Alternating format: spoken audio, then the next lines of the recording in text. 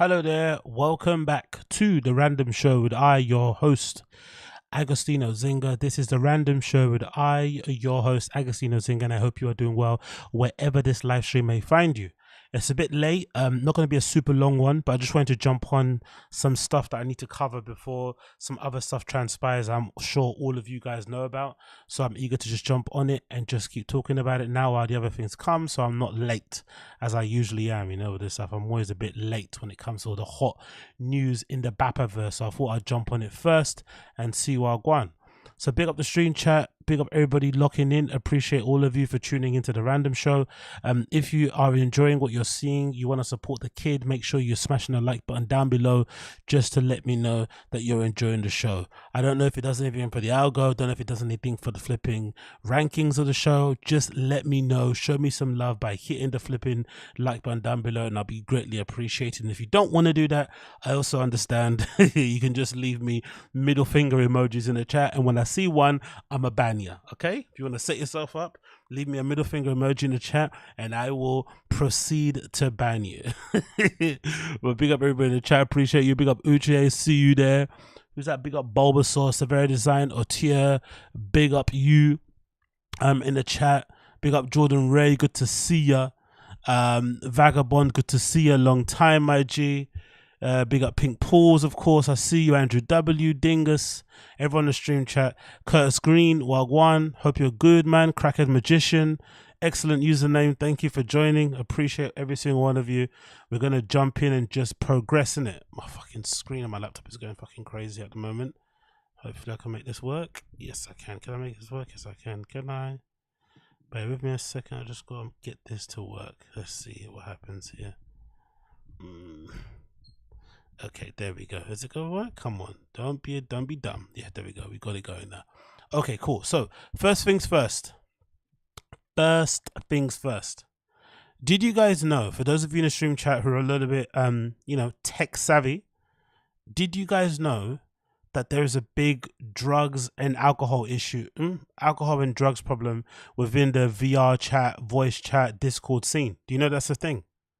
Like, it's actually been a bit of a concern. I've been checking some articles online, reading some little things here and there, and I was thinking, wow, I didn't know that was a thing. Like, people are actually getting super lit in some of these chat rooms and going a bit crazy. And because they're at home, they're not able to regulate what they're drinking or not regulate what they're doing, what drugs they're taking, and it's becoming a bit of an issue for some people who are like severely online, like I am, right? Because there was a period where I was on, I think it was in the beginning of the pandemic, not sure if you guys are the same, but I think around 2019, 2020, I was on quite a few Discord servers. I was on it heavy. I actually made a new Discord server username because the other one was just full of too many servers. I joined, like, do you remember everyone was doing that fucking Wall Street Bet stuff? I joined loads of Wall Street Bets servers. I was on football servers. I was on techno ones, like everything I'm kind of into, fashion shit, it was all on there, but it's just too much after a while to keep abreast of them. So that's why I made a new one. But I heard there was a lot of really crazy stuff happening on these servers, like people going absolutely goo goo gaga. So I'm not too sure what's happening, but I think since I left that scene in 2021, when the world opened up again, I just basically left Discord alone. I was on it a lot when the world was closed. I was on there all the time, kind of talking to randoms. But as soon as the world reopened, I kind of went outside. But I guess there are some people who stayed there and they've just gone a bit nuts and they've let the drugs and alcohol take a hold of them and they haven't been able to get out of it. So I've heard it's a big thing. Not sure if you guys know or if you heard of it, but I heard it's a big issue in that scene. VR, voice chat, Discord scene, people getting too lit and going too crazy. It's just one of those interesting things to observe from afar. It's like human beings are interesting, isn't it? How we take something kind of fun, kind of chill, and we turn it into just another sort of reflection of what happens in the real world, right? We couldn't just enjoy voice chat and VR for what it is. We had to flip and insert all that nonsense in there as well. But hey, I guess it is what it is. Moving on from that, I'm going to touch upon this. Is this another indication of Brendan Schaub curse? Is this another indication that Brendan Schaub is one of those type of people, if you're a professional athlete, you should stay as far away from as possible? What do you guys think?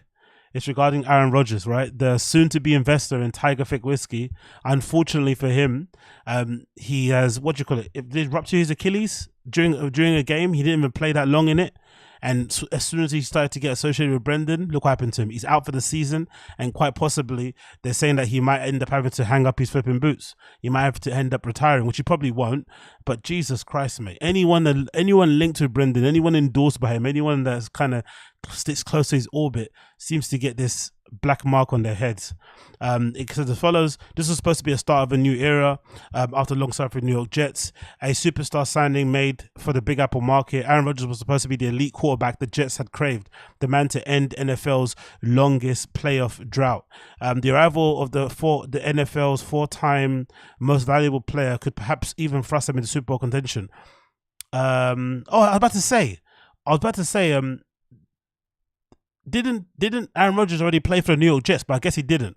They got the same colors, don't they? Right? New York Jets and Green Bay Packers have the same colors, because I'm sure I've got a jersey in my wardrobe that I bought on fucking Vinted or something ages ago that's got Rodgers' name on it, and it's white and green. So I think the New York Jets have the same. Yeah, they got the same jerseys, right? As same color scheme. Do they? Packers, sorry. Do they get the same color scheme?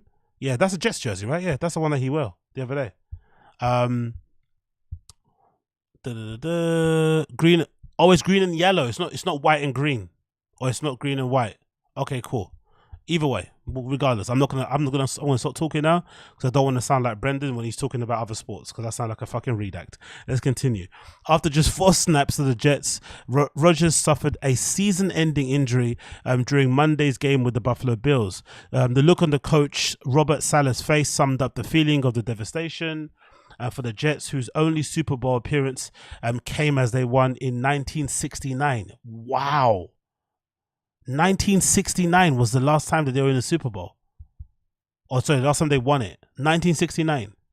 Yowzers. Okay, cool. No wonder they were so excited for him. It was meant to be a big marquee signing. They had gone all in the possibility of Rodgers leading the championship tilt this season. So where did the Jets go now with the veteran quarterback? Where they go now with Richard out? MRI scan on Tuesday showed that Rodgers tore his Achilles tendon in his left leg, an injury which requires surgery and normally takes a player between 9 and 12. Oh my God, I had no idea his Achilles injuries take that long. 9 to 12 months. So basically he's out for a year, plus on top of that recovery. Fuck. Like, you know, getting back into some level of match day fitness and shit. Rodgers joined the Jets on a 2-year deal so he could return to play in 2024 season, but he'll want to. And what condition will be in? He's not missed a game through injury. Wow, he's been pretty injury free for someone so old. He hasn't missed a game since 2017. And although he was the league's MVP in 2020, 2021, his figures declined last season as he played on with a thumb injury, and now he has a torn Achilles and turns 40 in December.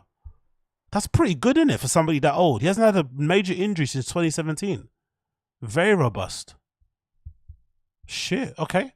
What do you guys think in the chat? Is there any chance he could come back before the end of the season? Does he come back next season? Does he hang up his boots? What do you guys think? Bodybuilding news. It's painful hearing AZ's American football takes. Yeah, I'm learning, man. I'm getting there, bro. You're gonna hear more. It's gonna be more painful because I'm gonna learn. You know what I mean? Once I get into something, I want to get balls deep. So I'm gonna learn. So you're gonna keep hearing these horrendous takes from me. I'm gonna be fucking up the names. I'm gonna be fucking up what you do in the flipping game. You know what I mean? Sacks and tries and whatever it is, right? I'm gonna be fucking it all up. But I'm gonna get there in the end. You just wait. You just fucking wait. I'm gonna get there. I also need to select what team I want to support. That's what I've got to select, so I've got to figure that out. I don't want to go for a team that's the same as Man United, because you can do that. There's some websites you can do where you can basically say what team that you support in football, and it will give you like what team you support in soccer, I guess, and it'll give you like a football team. But I wanna go for a team that's a little bit, you know what I mean? I want to go for like an underdog. I want a bit of an underdog. I don't want a bait team. You know what I mean? I want someone with prospects. I don't want like a 1969 last Super Bowl either. I want somewhere also in a place in America that I probably wouldn't visit unless I supported the team because I want to go watch them play. I want that option too. So I don't want to have a bait place. I don't want any coastal team. I don't want a Miami. I want like a middle of America team that I would only go there because I want to watch the football, but then I'll find out loads of stuff about the local community. You know what I mean, I'll get myself ingratiated. I'll paint myself white. I'll start doing a little Dave Chappelle dance, right? I want to do all that shit. I want to get involved properly. So what are you guys saying here in the chat? You're saying the Niners, the Bills, support the Ravens gang. Atlanta Falcons, bro. Oh yeah, I could go on my black and my niggas, right? My niggas, and support the Falcons, right? And grow some dreads. Grow some dreads and start watching the Falcons. Yeah, I might have to do that. Exactly. Or do Brendan. Oh, exactly, KP. Or go whatever team Brendan supports this week. Exactly. That would be a crazy thing. Imagine I just start doing with Brendan. I start wearing a different team jersey every single time I stream. I just go on a website. I say random team selector. It gives me a team. I just wear that jersey. Oh, okay, cool. Let's move on. So we did that. Zinga giving out football reviews and advice. Now, what is this? The SCHAUB show? Severe Design's a piece of shit. I'm going to be giving you weekend updates next, all right? So be careful, mate. Be careful what you wish for. I'm going to give you a weekend update soon. Watch. But yeah, one thing I wanted to quickly talk about was this. Big up Joke World. Do you guys watch the Joke World channel? I really like it, to be fair. I'm always checking out some of their videos. It's quite nice to see like the other side of the comedy scene that's a little bit more chirpy, right? That isn't as hate-filled as some of my streams and all the other content guys. It's good to have like a good one out there, and he does a really good job of reporting on some of the things on there. So big up Joke World. And he had a bit here about Shane Gillis moving to Austin, which I think I saw somewhere, but I didn't see the whole thing. So I'm going to quickly watch this clip and we'll continue. What are people saying out here? Oh, people are saying it's cringe. You're not fans of Joke World. You don't like him. Well, you don't like his jokes, technically. Okay, fair enough. I thought people enjoy Joke World. Well, he gets loads of views, so people clearly like what he does. Look, this one's already got 124,000. Do you know what I mean? People fucking love joke views. Soaking wet, no blinking Joke World. Okay, fair play. To each their own. Anyways, quickly watch this clip about Shane Gillis moving to Austin. See what he's saying here. What's the podcast? Today's story, Shane Gillis is officially moving to Austin, Texas. How much would you guys hate me if I did that? How much would you guys hate me if I did that? If I went and started filming little skits outside the comedy mothership of this? Would you hate me? Hey guys, welcome back to the Random Show. I'm reporting to you live from the home of comedy, the comedy mothership. There's only 1,000 of these true comics in the whole world, and they all pass through these hallowed doors. Once the home of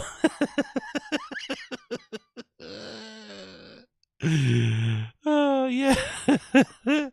Cringe alert. Okay, cool. People don't like Joke World. I'm surprised, bro. It's the new comedy hub. This new information was revealed Sunday night during a live taping of the Real Ass podcast in Austin, Texas, featuring Luis J. Gomez and Zach Amico. That episode won't be public until Saturday night, but included a tremendous list of special guests: Shane Gillis, Ari Shaffir, Mark Norman, Tony Hinchcliffe, and Brian Redban. Witnessing this lineup together all on the same podcast was nuts. It seemed like every 20 minutes a new special guest was added to the panel. There was plenty of funny moments, but the most interesting moment by far was when Luis J. Gomez asked Shane Gillis about his plans to move to Texas. At first it seemed like a joke and Luis was just busting balls with Shane because he had already shit on Austin a few different times earlier in this episode. But to the whole audience's surprise, he confirmed the news was indeed true. Shane Gillis will be the next— You know what I just thought? You know what Joke World would be around? You know what Joke World should be doing? I reckon Joke World would be a good fit for Barstool. They probably would never do it because it doesn't really make sense, but I think it would work well for Barstool. If Barstool decided to do like, because I guess they split comedians between like KFC and a few other their shows on there, right? Like the one that he does with those TikTok kids.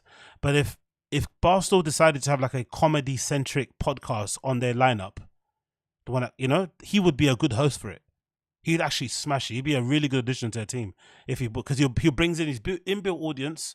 They have their audience on top of it. He's kind of got the same kind of humor as those type of dudes, right? The kind of college beer pong type of shit, right? Saying the N-word when none of your friends are watching type of guy. I think it would work out pretty well. I think he'd be a good fit for Barstool if they ever did that. I just thought about that now.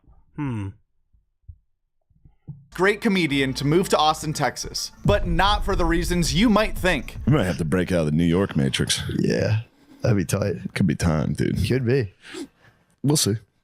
Yeah, it could be. We'll see. True. Stay tuned. Got 'em. tuned. Stay tuned. Gotcha. Going to Alaska. We're moving to Alaska. It'll be awesome. It's the new comedy hub, Alaska. Juneau. Just get ripped apart by bears. At first glance, the reason why one of the top comedians in the world would move to Austin, Texas right now you're seems glazing, pretty bro. obvious. Relax, the bro. comedy scene there is absolutely exploding unlike anything we've ever seen before. But that's not the only thing about the Lone Star State that caught Shane's eye. Shane, Ari, and Tony Hinchcliffe all showed up to this 9 p.m. taping after day drinking with Ric Flair since 1 p.m. So the boys were smashed. Oh, so I assume he lives in Austin, right? He lives there. Okay, that's pretty cool, man. So he gets an opportunity to be right in the heart of everything and see all the shows. Oh yeah, I think I saw a video of him attending Kill Tony or something. So okay, that's pretty cool. That's a good idea. Pick that. Imagine it. I don't know if he lived there before, but imagine if he left where he actually was from to move there to set up this podcast or this channel. That's pretty wild, isn't it? There's all these comedians that are leaving where they are to go follow Joe in Austin to go do stand-up, which makes sense for their career. But imagine if this scene has got so big that commentators and YouTube channels like this are deciding to leave where they're at all the way to go to fucking Austin so they can be closer to all the stuff and report on it. I wonder if they embrace him, because that's the thing that I think there's, again, I haven't watched all these videos, so I don't know if this is true. I would hope these comedians embrace them, because there's enough people on there, like me included, right, who laugh at these guys. If there's somebody out there that's like an unapologetic fanboy, he kind of reminds me of that guy in Barstool, that one that licks fucking Dana White's ass. I forgot his name. He wears like a hat. He's always a little bit like, he's a bit of a lick ass. He's kind of always positive to Dana White. He's got kind of jovial, and obviously Dana kind of reciprocates because these are one of the only people in media who kind of gives him, grace. I would hope the comedians embrace this joke word guy. Like, if there's guys like me that exist, I'd hope the opposite would be him, so that you embrace him, so that, he can keep talking well about you, because he gets mad amount of views. He's got mad amount of subscribers. He's clearly got a reach. Like, embrace the guys that's loving you. But I guess they probably don't. I think comedians probably have a little bit of an ego. I mean, they don't really embrace anybody outside of their own little comedic bubble. But I hope they would. Hope they would really embrace him, man. So it makes sense why Shane was a bit cagey at first about admitting one of the reasons he's moving to Texas might be for the no state income tax. During the podcast, he seemed to think saying that out loud might be frowned upon. But as Red Band pointed out seconds later, taxes are a completely legitimate reason to live in a new place, and probably played a factor as to why Joe Rogan left California and started this whole movement in the first place. Okay. Yeah, Yep, people this are is Beth Van really Dyne. worried about all folks like me moving from California. Yeah. Worried. They're Well, worried about. You know what's funny is that come one, come all. Give me your tired, your poor. Come on to Texas, but you got to understand something. Yeah. You're coming here because of low taxes and low regulation, and you want to live your life in liberty and make sure that you can protect yourself and protect your family. And that means you have to vote a certain way, and that's why we kind of are Texas. Don't turn this place into what you fled. That's exactly right. Right. That's what Matthew McConaughey was telling That's me. exactly right. We have to kind of put that out there to Exactly people. right. Like, And I understand people have Yeah. their different views and whatnot, but you're here for a reason. yeah. Shane Gillis has been taking off the last few years, reaching new levels of popularity and fame every single day. That tax thing is true, because I was checking the other day after I did my little Patreon episode of my show, The AgostinhoZinga Show. Make sure you subscribe to the Patreon, link in the description down below. I was doing a show on Patreon, and I was reading this article about Tremaine Emory, the guy that stepped down from the creative director role at Supreme, and he said in one of the articles, he spoke about his salary at Supreme, and he said his salary at Supreme to be the creative director was $600,000 per year, dollars, right? I was like, oh shit, that's a pretty good amount. So I just checked up online and see, okay, imagine if I got paid $600 to be creative director Supreme in the UK, how much would I be get a month? How much monthly would that be? And I forgot how high our tax rate is in the UK. £600,000 in the UK as a salary per year. I would be paying 21,000 around that in taxes. I would only get in my bank account 27 or something. Do you understand that? So half of my money per month would be going to taxes. I think gross is around 51 or something. But if you earn 600,000 per year, you have to pay half of that in taxes. That is insane. And I remember it being crazy, because I remember the first time I got a job in the UK that was like over 30k, instantly the taxes made it like I was on like 24, if you get what I mean. Because I think the tax break before, I forgot what it is. I think the tax break before you get like to 27,000 is quite favorable. Then the moment you go over 27 and into the high 40s and stuff, it becomes even harder. So it's like, oh, it's fucking brutal. Like it's more so brutal when you get your paycheck. You don't really feel it when the money comes into your account. But when you see the paycheck and you see all the deductions from like, you know, student loans and shit, and then you see the tax, you're like, oh my godness. So I don't blame these guys for leaving to go to Texas to kind of have more money in their account, because even though they make a lot of money, still making 600, you know, imagine if you make 50 grand and you have to pay half of it to taxes. That's unfair. That is really unfair.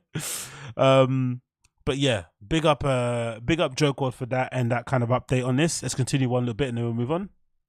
So any money-saving decision like relocating to Texas makes tons of logical sense, especially since he just signed his first deal with Netflix for his new special Beautiful Dogs, which came out today. Of course, the obvious question on every comedy fan's mind right now is what's happening with the podcast, and will Matt McCusker be following Shane Gillis to Texas? The truth is, we don't know yet. It seems safe to assume that Matt would come with Shane to Austin and be part of the special movement happening down there, but Matt's life is a little different than Shane's. The shaman has a wife and kids and doesn't even currently spend all his time in New York City. It's definitely going to be interesting to see how this all plays out, but hopefully they can keep recording the podcast together in person. If that's most likely they'll do it via live stream. I remember they did that during the pandemic and it went pretty well. I think that's where they got a lot of their buzz came from. Pandemic times, people kind of discovered their podcast and were like, you know what, you guys are super funny. So I think they'll be fine. They'll probably end up sorting it out that way, or maybe they'll get like a place they'll just meet at and bank a couple of episodes. But I think they'll be fine. They'll figure it out. But yeah, big up Shane. Hopefully he figures that out too. Hopefully he figures that one out too. I also want to quickly shout out what people are saying in the chat. But you saying Trump made it. What's it? Trump made it what? Trump made it so that state taxes are no longer a deduction on federal taxes over 1, 2, and K. It was a huge tax loophole he shut down. That's why all these guys moved, not COVID. Oh, okay, cool. And that also explains why a lot of people love Trump, innit? I guess, right? All those tax exemptions and shit. He came in and did a lot. So people kind of ended the month or in their paychecks, they saw a lot more when Trump was in charge and shit, right? I guess. UK has healthcare, yeah, you're right, KP. So yeah, we miss out on the money. We pay more in taxes, but then we have healthcare and good public transport. So yeah, you got a good point, KP. Uche says, I haven't found the time to watch Shane Gillis' Netflix special. Yeah, I hope it's as good as people say. Yeah, honestly, Uche, it's really good. It's up there with Louis C.K. Like, that's a problem with specials. How even you are, right? You watch specials, but you haven't even got time to watch it yet. That's the issue. There's so much shit out there. It makes it so that the good ones, you don't even find them because you're just tired of seeing so many podcasts and so many specials. There's too much content. That's the issue. Do you know what I mean? It really is a big issue. So maybe if you're a comedian, you have to do this thing where you might have to drop your specials like at the beginning of the end of the year, like right in the first month, right in the last of the month, last of the year. Doesn't make any sense really, but that might be the only way to make sure people actually watch your shit. Because any other time it's kind of hard because everyone's got so much on. There's so much content they're consuming on a daily. Then you have to make time for a pod. Then you have to make time for a movie. Then a new Netflix series. Then a special. It's like so much content, man. It kind of becomes a little bit, you know, it can become a little bit tiring. Okay, cool. Next I want to mention here quickly, I want to shout out this channel because I just watched their video on the whole cast media thing and I thought it was really cool and I just stumbled across it. I think someone posted it on my Discord and I think I saw it as well on YouTube. So whoever posted on Discord, big up you, but also I saw it myself on here. But I would implore you to check out this channel called Podcast Cringe. It's really good. I've really enjoyed it so far. I think the guy might be Australian. I hear that kind of accent. Maybe he's from New Zealand. I'm not too sure. But wherever he's from, he does really good videos. So check them out. I watched this one, the end of podcasting. I thought that was really good and really well done. I haven't seen the rest of them yet. But check out Podcast Cringe, a good channel maybe to add to your list of channels to watch if you want to, you know, have information, all the Bappaverse type of stuff. He's got a bunch of videos that he's already put out here, so definitely check out Podcast Cringe if you haven't already. A nice decent little channel there. You see all the videos, get involved, lock in with the guy. So I want to move on and talk about the also mention this quickly, Bert Kreischer shit. What do you guys think about Bert Kreischer? I think his new studio setup is pretty cool. I'm gonna be honest, I quite like the new studio setup. It feels kind of cozy. I like the layout of it. I like that it looks like it's his home, but it's not. It's a studio that they made look homely, What do you guys think of it? I really like it. I've just seen this episode come up with him and Joy Coy, but I really like how his studio is set up. It's really warm looking and shit. It feels very homely. You know, he's not copying the standard thing that everyone's doing at the moment in terms of podcast, you know, studio display. But I really like how it is. Big comfy sofas. I like these logs that they use for tables and stuff. These tree barks, yeah, that's pretty good. Yeah, I'm a big fan of it. Just all I wanted to say, really. I like the podcast layout of that one. So big up Bert for smashing that. And then I want to say, let's talk about big up Mika Mills. You are go to for joining, my friend. Appreciate you. So let's talk about this. Let's talk about the cast media stuff, because the update from Brendan and Bryan on this stuff has been pretty interesting to see, because one thing is for certain, they kind of fucked up, innit? That's the feeling I'm getting. I'm getting that they know they fucked up in how they dealt with this cast media thing, and they're trying to get ahead of it. Because now we've found out that CoffeeZilla, the legend that is CoffeeZilla, is getting involved, and he's going to make a little documentary video on this whole issue and kind of expose what's going on. But essentially, these last couple of days, THEO Vaughn's video talking about Colin Thompson and the issues he had with cast media and how they stole money from him, and the whole drama with Podcast One before they went public. I think the video, last time I checked, was on like 1.5 million views. And it's a clip from his podcast, a random clip from his podcast, ranting about this Podcast One thing or cast media thing that, you know, Jim Cornette's been talking about, that Jason Ellis spoke about. We covered on the stream before. THEO's clip alone has already garnered 1.5 million views, which obviously shows, you know, the level of his popularity, but obviously shows that his fans give a shit about this stuff. And it obviously shows what's been happening in the background of people speaking about it. Other comedians or podcasters has definitely added to people's intrigue and in this whole issue. And I think most of us who watch and listen to all this type of stuff, we're quite balls deep anyway, right? We like the inside baseball stuff. That's why you probably watch streams like mine, or you check out podcasts and stuff or other sort of channels. You like the inside baseball stuff. So when someone inadvertently reveals some information that you didn't know about the business of it, that kind of makes more sense to you. That now kind of opens your eyes to like, oh, this is why these guys are like that and like that, like that.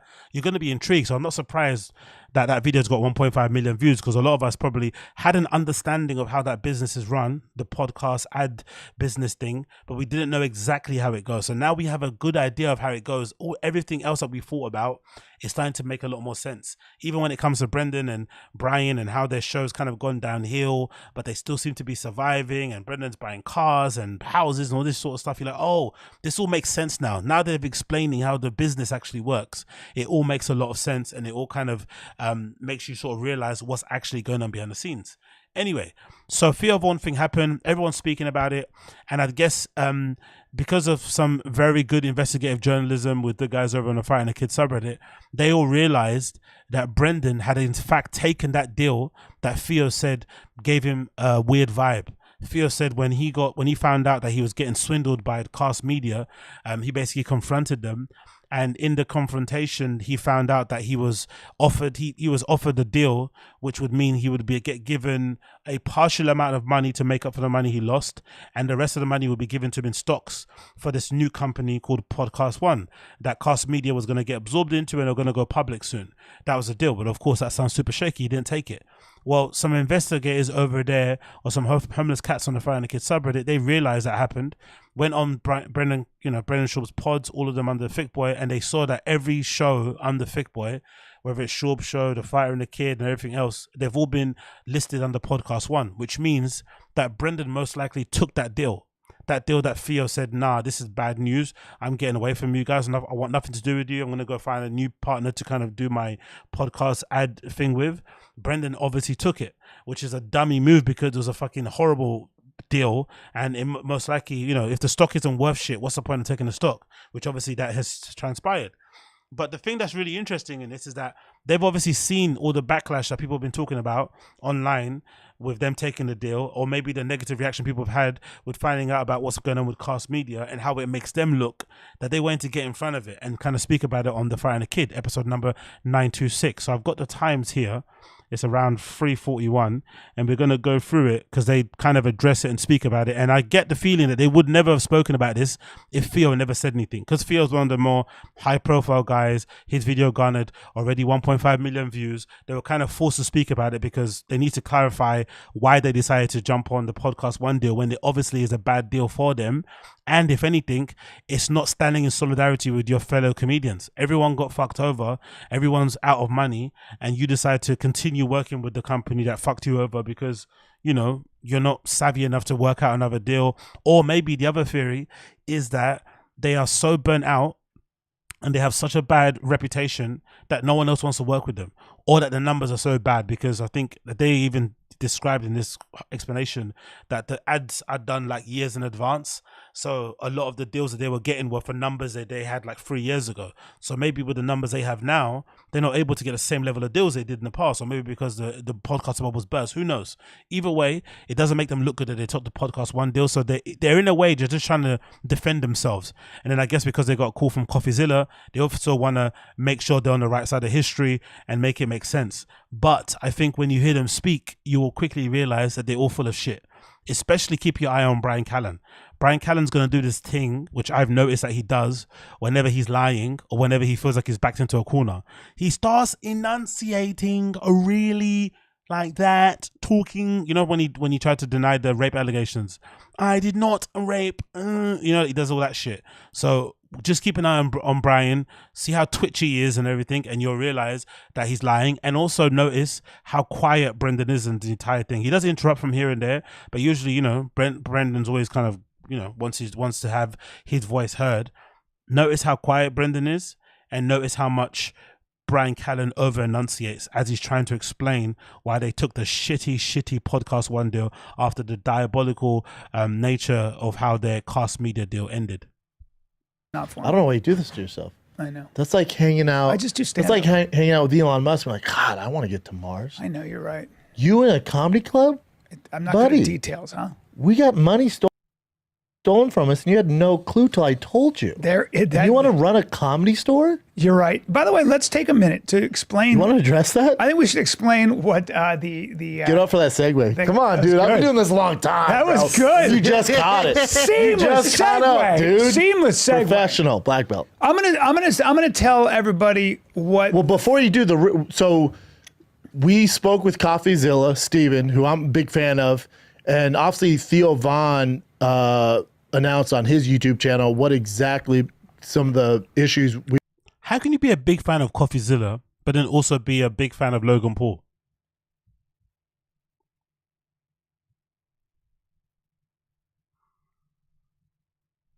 He's lucky CoffeeZilla never found out about their NFTs. We've been having as far as What the he podcast game goes. Yeah. With what he's having, but he also alluded when he kept saying we, it's me and Theo, right? Because when we had King the Sting, so Theo said his piece, and then then CoffeeZilla reached out, and yes, because I'm behind the scenes.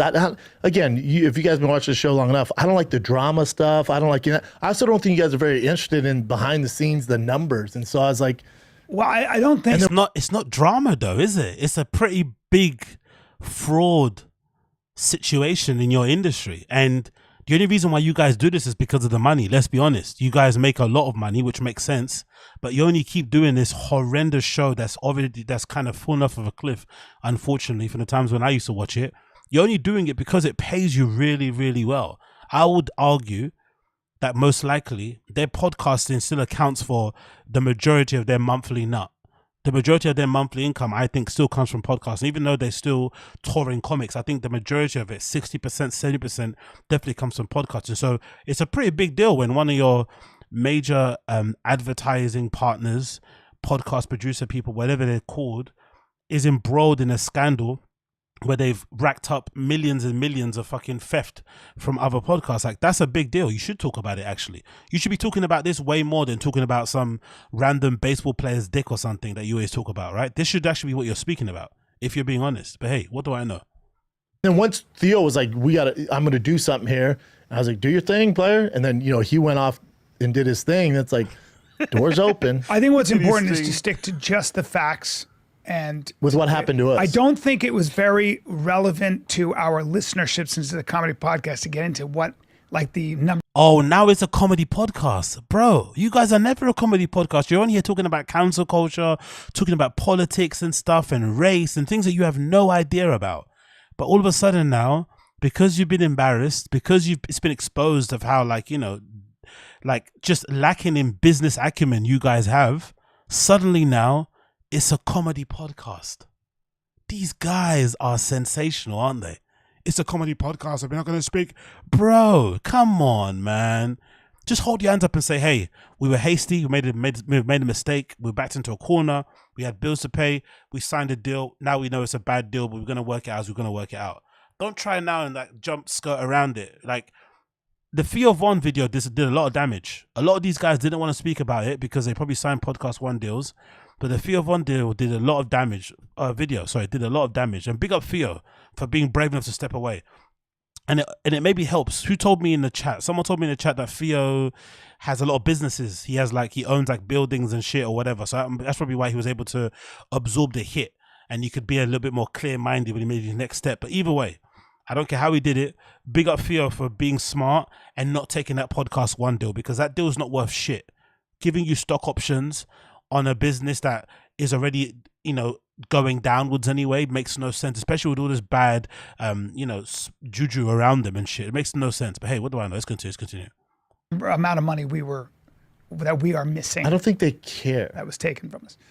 So we had been doing our advertising agent was Cast Media. We've had several before yes. that. But in the past We were with 4 Cast years or so, about 3 to 4 years, more probably than 4. More than that, 4 years, a little over 4. Colin Thompson, who owns Cast, was making us money. Not for a only long time. so remember, so Brian's gonna explain his side of the story, which it relates to me and him. Then remember, I have, you know, the SCHAUB show at the time, King the Sting, which is now the Golden Hour, Cowbass Fight Campaign, food truck. So it's a big array. So Hold on. No wonder this guy is able to live like, I've always wondered, right? But I don't like to pocket watch because I think it's GAY.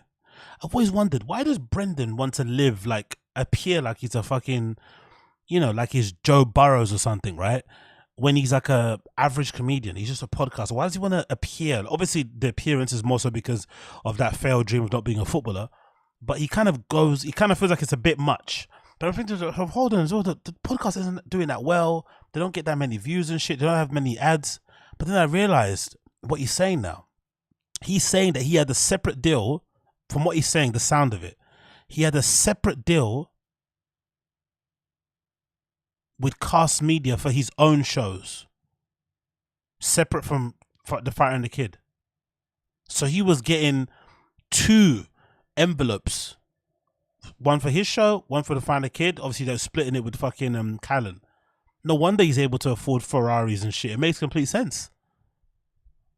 As the story goes on, and you guys are familiar with, I'm sure other podcasts said they didn't receive money, and obviously THEO didn't receive money. No one got more screwed over than I did. Not even close. Because it crosses a lot I'm the biggest victim. of other shows, not just one. Yeah. And we'll tell you the numbers.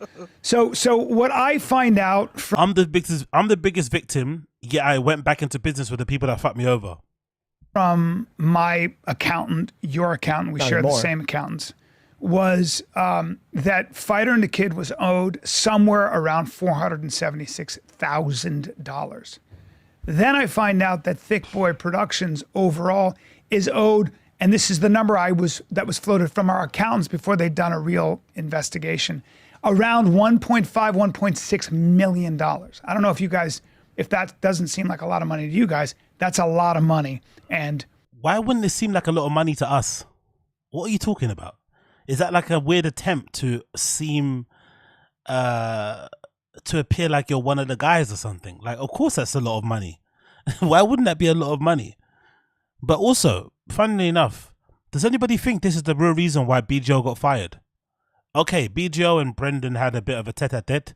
They obviously fell out. But does anybody think another part of the reason why Brendan and BGO fell out was because Brendan knew the business was going downwards. They weren't getting the money they were meant to get. He couldn't actually balance the books in terms of salary. and he just, created an issue with BGO to get rid of him. And then he refused to pay him, not because he was being a dick, but because he didn't have the money. That could explain it. He genuinely didn't have the money, so he made an issue out of nothing, made him leave or fired him, and that's everything kind of transpired the way it did. That's not something I can just go whatever. So something's up. What is up? I'm not going to speculate on, but we knew that we were owed this money. And the way, I'm not going to speculate. Okay, we know why you don't like speculation. We know why. A couple of allegations, innit? I know. The way it would work was typically every 3 months, we'd get a large chunk of money. Big up, yo. And that's kind of how podcasting works. podcast is net 90 days. Yeah. So you do a bunch of reads and then you get a check after 90 days. Interesting. I did not know that. I thought it was always monthly checks, or I thought it would be an invoice. I didn't know it was net 90 days, which invoice is technically net 90 days, but I've always thought it was like a monthly amount that you get in. So these guys must be clearing money, innit? They must be clearing money. All these ads that they're getting, and you get 3 months worth of ad reads money coming in. Depending how they process it, but I'm assuming you might get, let's say, a minimum of 2 checks coming in every 3 months. God damn. And that was always the way it was until probably months went by when we were getting what we call our minimum guarantee to keep the lights on, pay our employees. 8 months without those big lump sums. Yeah, I About didn't 8 know. months. I didn't know that exactly, but it was a long time. That's why I have a new account. And after a while, the account. I didn't know that. Why don't you know that, Bryan? Say what you want about Brendan Schaub, but without Brendan, Bryan would be relying on the generosity of his dad or of his father to kind of keep his head above water. This guy is hopeless, bro. Hopeless. How do you not know? It's the only thing that actually makes you a lot of money. In the whole, I guess, whatever he clears monthly, you should be on this. You should be like doing the business stuff and the shirts and the merch with Brendan. Like, you should be both sitting down, looking over the books. Like, you should know this. I didn't know this. Like, God almighty, Bryan. Accounts go, hold on, we're owed. This is really accruing. This is like a tab that's like, you owe some money here. After 8 months. Yeah, Garcia Life, you're right, actually. I take that back. About Chin does get paid well. If what they're saying is true, then Chin definitely does get paid. If he doesn't get paid well, that makes him look even worse. But they make good money, even at the height. So Chin definitely does get paid well, which obviously makes sense based on what we've seen on his house tours and the amount of rent he pays and the amount of fucking gear he has in his fucking crib. He lives well. He just, he's a simple dude. He doesn't, he doesn't have a drug addiction. No, he does kratom, I think, for the most part, but he's not out here partying. He doesn't have a bunch of hoes and shit. So he keeps his life pretty lean, but he definitely gets paid a good amount. So I take back he doesn't get paid well sort of stuff. I mean, imagine he does get paid well, because they make a lot of money. Why wouldn't you pay that guy well? What's going on? So at the end of the day, I called Colin, and I'm just going to tell you what the conversation was with Colin. So you have Colin's number, but you don't know the details of your own business. Makes sense. Essentially, I started talking to him, and I stopped him, and I said, Colin, it sounds like you got in over your skis. There was a lull in advertising revenue. Someone scammed you, and then you're trying to make... Someone scams you, right? But then you're trying to help them out as to why they scammed you. Give them an explanation on a plate. Did this phone call happen? Did it happen the way it said it happened? Is he just lying flat out, or is he that much of an idiot? If someone scams me, I'm not trying to offer you explanations. I'm putting it on you. I'm grilling you. I'm asking you questions. I'm trying to get to the truth of the matter. Or by the end of the phone call, I'm threatening your life. I'm not gonna sit there giving you, was it your mom's birthday? Is it because your cat died? Like, I'm not doing none of that shit. We're not boys anymore. It doesn't matter how close we are. You mess about with money and shit. That's actually proof that you don't respect me as a friend if you mess about with the money sort of stuff. Especially if you're not being honest about why you messed up, but you're offering explanation. Oh, is it because you got in over your skis? And you started using our money. At this point, I thought it was just us. That was for me. You started using our money to pay your payroll. And he said, that's basically what happened. So I said, and then there was talk of him selling his company to Podcast One. And I said, where is that deal? And I heard a couple of things, and I hung up the phone. I called you, and I said, we're not going to see our money, and that sale's not going to go through. It doesn't make any sense. But I just stopped listening. But I listened to Jocko, and I went, well, good. Yeah, the dog. Then we got a dog with a bone over 1.6 here. million?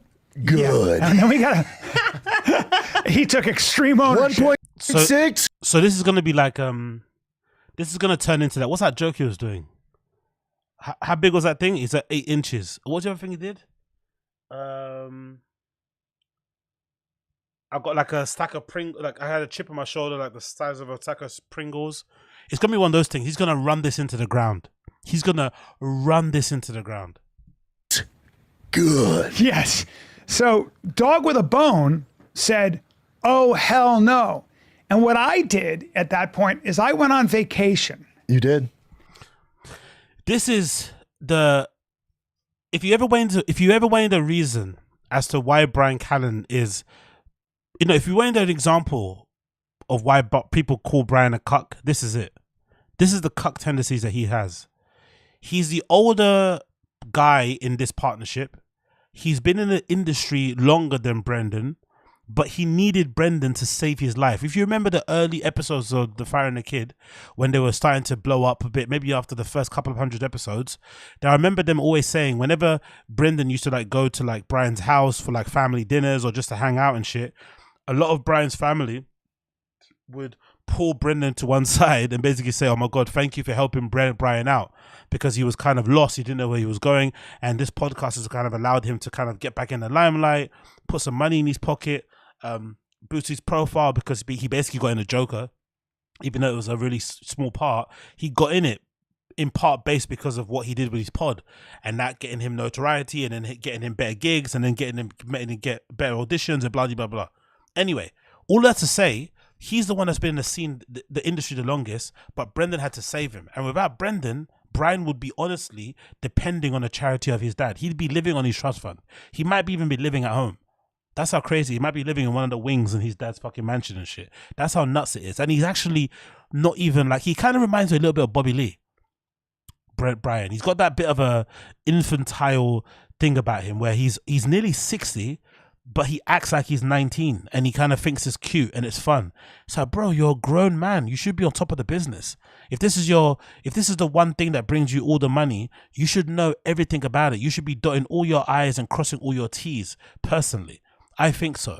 But he kind of enjoys this kind of like, I don't know if he thinks he's like a free creative or some sort of hippie or whatever, but he really does. He doesn't try to make any effort to change over the years. He's been the same. He comes late for podcasts. He doesn't do any research before shows that he's meant to be on. He does the least amount of effort and everything. He's probably got the most amount of podcasts that he's never followed through on. Like, if you think about, like, you know, or shows that he just kind of abandoned, podcasts from the days, Mixed Mental Arts, the Bryan Callen Show, that one where he was driving around in his car interviewing comedians on loudspeaker, the Bookless Book Club, like so many shows that he's done over the years that just kind of, he starts them and fail and just kind of drops them. He doesn't have any consistency. Zero work ethic, as Brendan would say, zero consistency. And he kind of enjoys the fact that he's a bit of a, he's got his head in the clouds type of thing, which obviously maybe is a rich boy type of thing because he's grown up rich his entire life. So maybe the pressure and the need to be involved in those things don't exist because you always know you have mommy and daddy to pull you out. But at 60, come on, bro.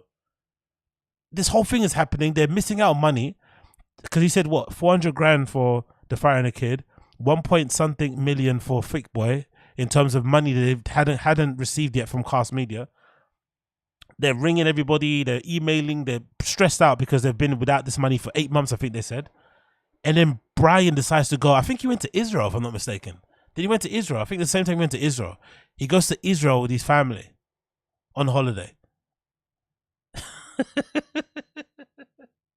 I've cancelled holidays, vacations to parts of Europe, let alone, you know, Atlantic fucking flights. I've cancelled holidays to parts of Europe because I don't have a job or because I don't have any money, because I want to focus on that thing. I don't want to go away, spend money I don't necessarily have that I should be saving on other things. You know what I mean? Like you're just worried about it. But that's how you can tell he comes from, you know, he comes from money. because normal people wouldn't do this. If you're missing out on money, you don't go on holiday. You barely go out. You want to get that money sorted. You want to figure out, a solution to get it done first before you step outside. But anyway, let's continue. What a wild guy. Look how proud he is of it as well. I went on holiday. Missing out on 2 million, but it's all good. I went on holiday. I had to go away for 10 days. Where did I go? I can't remember. Went to Greece and whatever. I went to wherever it was. I didn't get to go on vacation because I was dealing with this. Yeah, I said, I'm going to take my wife and my kid and I'm going to go away.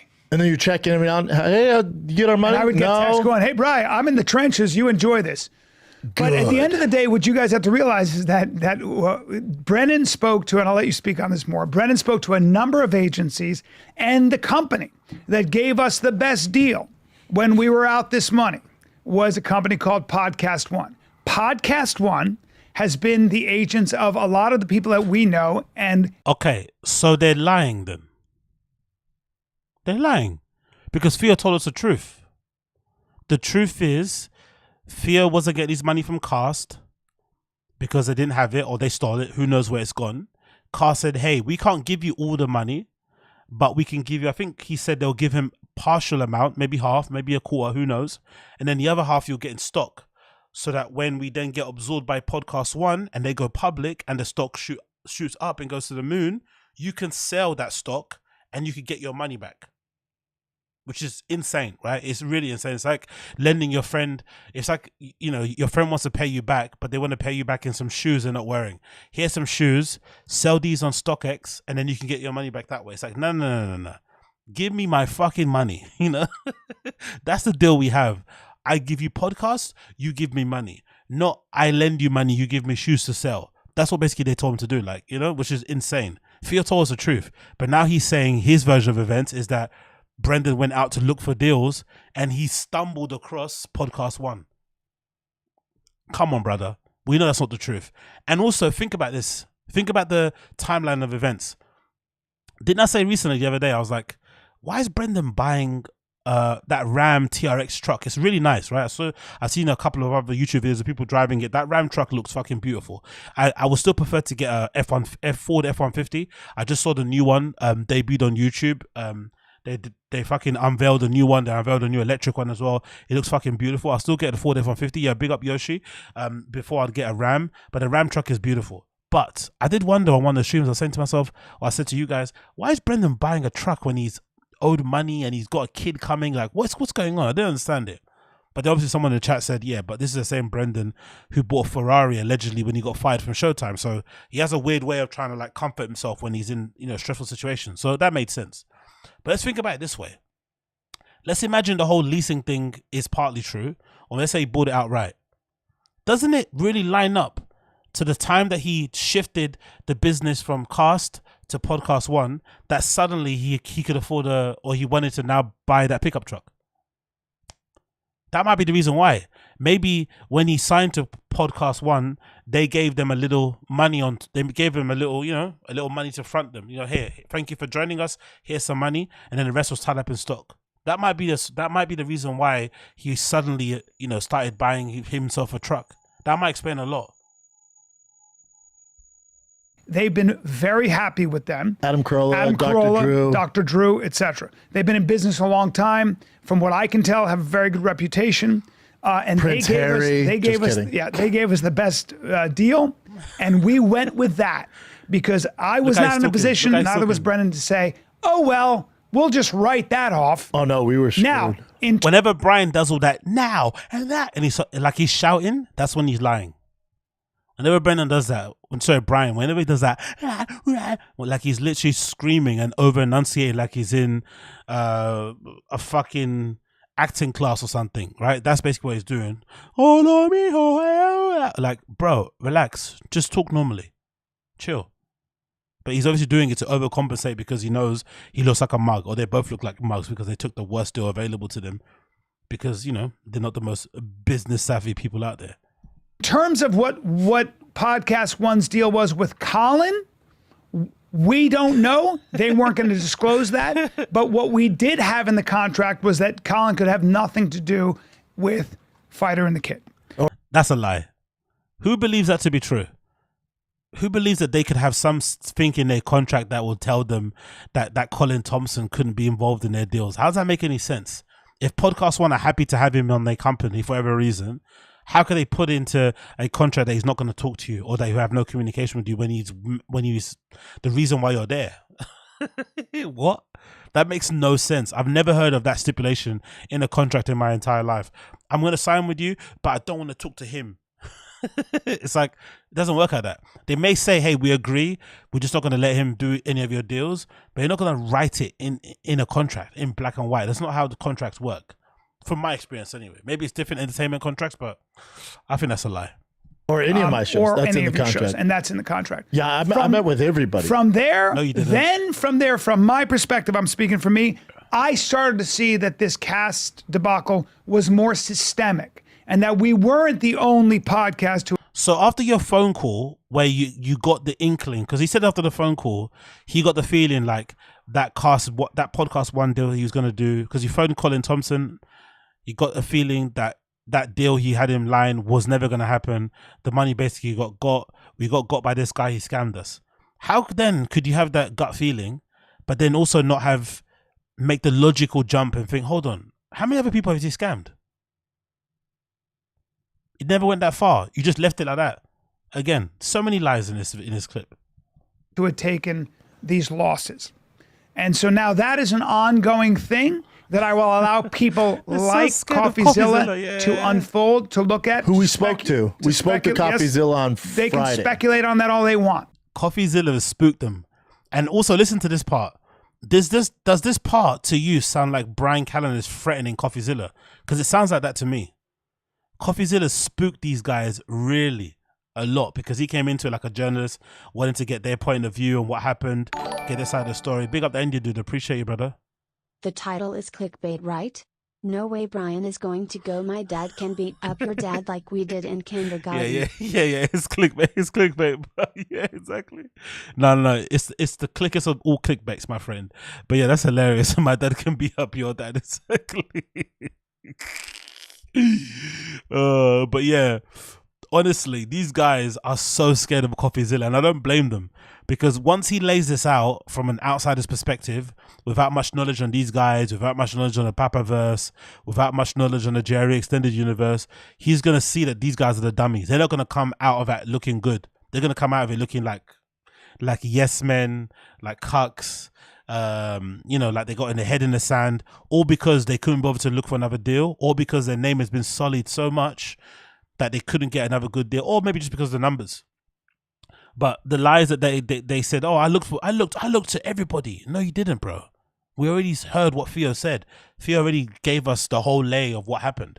So you probably got offered the same deal that Theo got offered. Now all of a sudden you did everybody. No, you didn't. It's a lie. Let's continue though. But don't you think this bit sounds like a threat to CoffeeZilla? It sounds a bit like a threat, like a veiled threat. Also, it could be a threat, or it could be, or as Brennan would say, it could be Bryan doing that thing where, because he got accused of rape and shit, he's really tetchy about accusations. I watched this clip earlier actually of Red Bar. And it's going through a clip of Bryan Callen and Sam Tripoli having an argument, and they're arguing about something. I forgot what they're arguing about, but Bryan gets really, like, it touches a nerve when Sam Tripoli is like speculating on shit, because that's what fucking, conspiracy theory shit is, right? You're just talking out of your ass, and it seems to really touch a nerve with Bryan. So I think Bryan, ever since those accusations, he's ultra sensitive now about people just speaking about stuff and hypothesizing and pontificating and just thinking aloud. He doesn't like that sort of shit, or making like logic jumps with the information that they have available, or coming to their own conclusion. He doesn't like that. He's all about facts. He's all about what happened and blah, blah, blah, blah. I think I think this is what's happening now with Bryan. He's really, really, really, really scared and almost threatening CoffeeZilla. But let me tell you what happens in situations like that, like this. If something like this happens, you better be very careful about how you speak about it on public platforms. Very careful. And you better stick to just the facts. And I've learned the hard way over the past 12 years to say only what I know for sure. Yeah, I don't know. And to keep my mouth shut about everything else. But going forward, I think right now we're in a good place. See how he's doing that voice thing. I told you about that voice thing. He's doing that fucking voice thing that he does when he's nervous and shit. He did the exactly the same thing when he got accused of rape and he tried to defend himself. Remember that video? I think he's standing somewhere in a house and his eyes look like, you know, they've just been blackened over. He looks really sunken, cheeks and shit. He looks very stressed. And he's like, I did not rape anybody. I mean, he's like over enunciating everything. He's not blinking. He looks kind of scary. But he's obviously super nervous. Because, you know, he feels like everything's going to get taken away from him. And he's in the same place right now. Like, yeah, you better be very careful, right? This little man in this big chair is like threatening people. But yeah, let's hear Brendan Schaub's side of things. One of the reasons I don't talk about it, it's also talking about it doesn't do too much. It might help out the maybe people that can't talk about it. I guess that was Theo's thing behind it. That's not. But what do you? I love this guy. It might help out people that can't talk about it, I guess. The people that need our help, like, why do I help them? But to me, I go, good. To quote Jocko, good. No, we now know, you get to work. It's my issues aren't your guys' issues. Oh my God. The worst type of colleague, innit? The worst type of colleague. You're at work, maybe one of you hasn't been paid. Or let's say you all haven't been paid, but then one of you does get paid and he then stops complaining. He's now suddenly the manager's best friend because he got his money. Instead of standing in solidarity with everyone didn't get paid and doing whatever action that they're doing in order to kind of push the payment through. He's that kind of guy at work. He's definitely that kind of guy. I got paid, I got sorted out, so you guys are sort out your own thing. It's like, no. We all got promised a weekend off. Why are we coming in for the weekend and you're not? Stand in solidarity with us. No. I got my weekend off. I mean, it's not my business. Oh, okay. Then when it happens to you, you're going to then come back to us later on because it inevitably always does. The person that sucks up to the manager, inevitably they always come back to the fucking employees because if a manager's going to fuck over employees, they're going to fuck you over too. Even if you're the manager's pet, you're eventually going to get fucked over. That's just how it is. Yeah, he's one of those kind of guys. I got my shit, so you guys can stay over there. It's like, oh, now I definitely have a feeling that Podcast One, they definitely gave him a bit of money before as a signing on bonus, which is why he didn't say nothing. That's another theory I've just thought of just now, I think. Why he never said nothing was because of that. And then when Theo said something, he was kind of forced to because it made him look bad. This guy, man. So fucking dumb. Oh, this is so unnecessary, the heat they're gonna bring on themselves. But again, they don't check social media, so it doesn't really matter. And he's meant to be a big fan of CoffeeZilla, which I don't believe, but hey, what can you do? Big up that Indian dude. Appreciate your super chat, brother. Kind of wild guys like Theo Von don't have employees who can headhunt advertisers for them and ads that can be effective for their demo. Yeah, you know what? I'm saying, how do you say this? From my point of view, right? Because I know already, like, I get some offers, I told you already before, they're usually shit for like jewelry and wristbands and all this sort of nonsense, right? Or fake traders. But maybe the input, like, I think maybe the business is just too much. And these guys, for instance, like Theo's busy as well, right? He's touring, he's writing new material, he's doing his podcast, he's interviewing on loads of different shows and shit. It's a lot to do. So maybe they don't want to do that sort of stuff. So if you can pay somebody to do it for you, fair enough. The only other thing that's issue for it is I heard, where did I hear it on? Was it a podcast? No, I think it might have been on Podcast Cringe or Comedy Cringe. He said something like comedy, Cast Media and those kind of places, they take quite a big amount of a cut, allegedly. So let's say it's like 40 or 60%. Let's say it's 40%. That's still a lot. So if that was me, I would rather just hire some kid on fucking Fiverr or something, or just one of your fans to just be the person who just replies to all the inbound requests to advertise on your pod. Then if you run out of those, then you hire somebody specifically like a sales guy to go and get some outbound stuff for you. But it would still be far less money than you have to pay for an all-in person. But I think the reason why they do that all-in thing, from what I understand, is that they also handle the audio side of things. They upload, because obviously audio is king. They upload it onto whatever they upload it to, kind of share it and distribute it. They may do like thumbnails, all this sort of stuff. So I think that's why they do it, because they don't have the time to do it themselves, or they don't have the wherewithal to do it themselves. But I think if that was me, and the amount of money, because imagine, right? These guys say they owed 1.5 million on Thick Boy and 400,000 on The Fire and the Kid. Think about how much that would be if they didn't have to cut anybody in. That's a lot of money, you know? And if that money is that much, I think it's worth it to learn Photoshop, you know? I think it's worth it to sit down on your Gmail and write, you know, reply back to some fucking inbound request for ads. I think $1 million is worth to fucking sit down and write a fucking template, a pitch template, so you can send that to advertisers. I think it's worth it. But again, we all know these podcaster guys, these comedian guys, they like to talk about hard work and hustling, but they're probably one of the most laziest groups of people. Maybe they're the laziest people in the entertainment industry.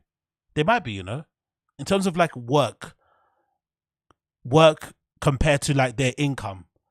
They're very lazy. Like if you think about it, some of these guys work like 5 hours a week, if that, recording shows. They don't edit nothing. They don't do thumbnails. They don't write the fucking descriptions or the titles. They don't do the clips. They just sit and record and go home. Like they have so much time to do shit, but they don't want to do it. They're so lazy. And I love it because their laziness is what has made them get scammed so easily by these guys, because the scam's not that sophisticated. He just took the money from the ads and then cut himself some off and then gave them a little bit. And then over time, he started to take all of it. You know, that's all he did. Nothing crazy. He didn't hack their bank accounts. He didn't impersonate them. Zero. He just took the money from the advertisers, probably lied about what they gave him, and then sent them off with whatever they sent them. And because it was always coming in, they didn't pay attention to it. And as soon as it stopped coming in, suddenly start checking the books. By that time, it's too late. I'm already in fucking Sardinia, mate. To keep these lights on, otherwise there's no show. Yes, also, so you call me a bulldog. We also don't know what other people's issues are. No. I don't know the nitty gritty. Why don't you ask then, Brian? Why don't you ask them?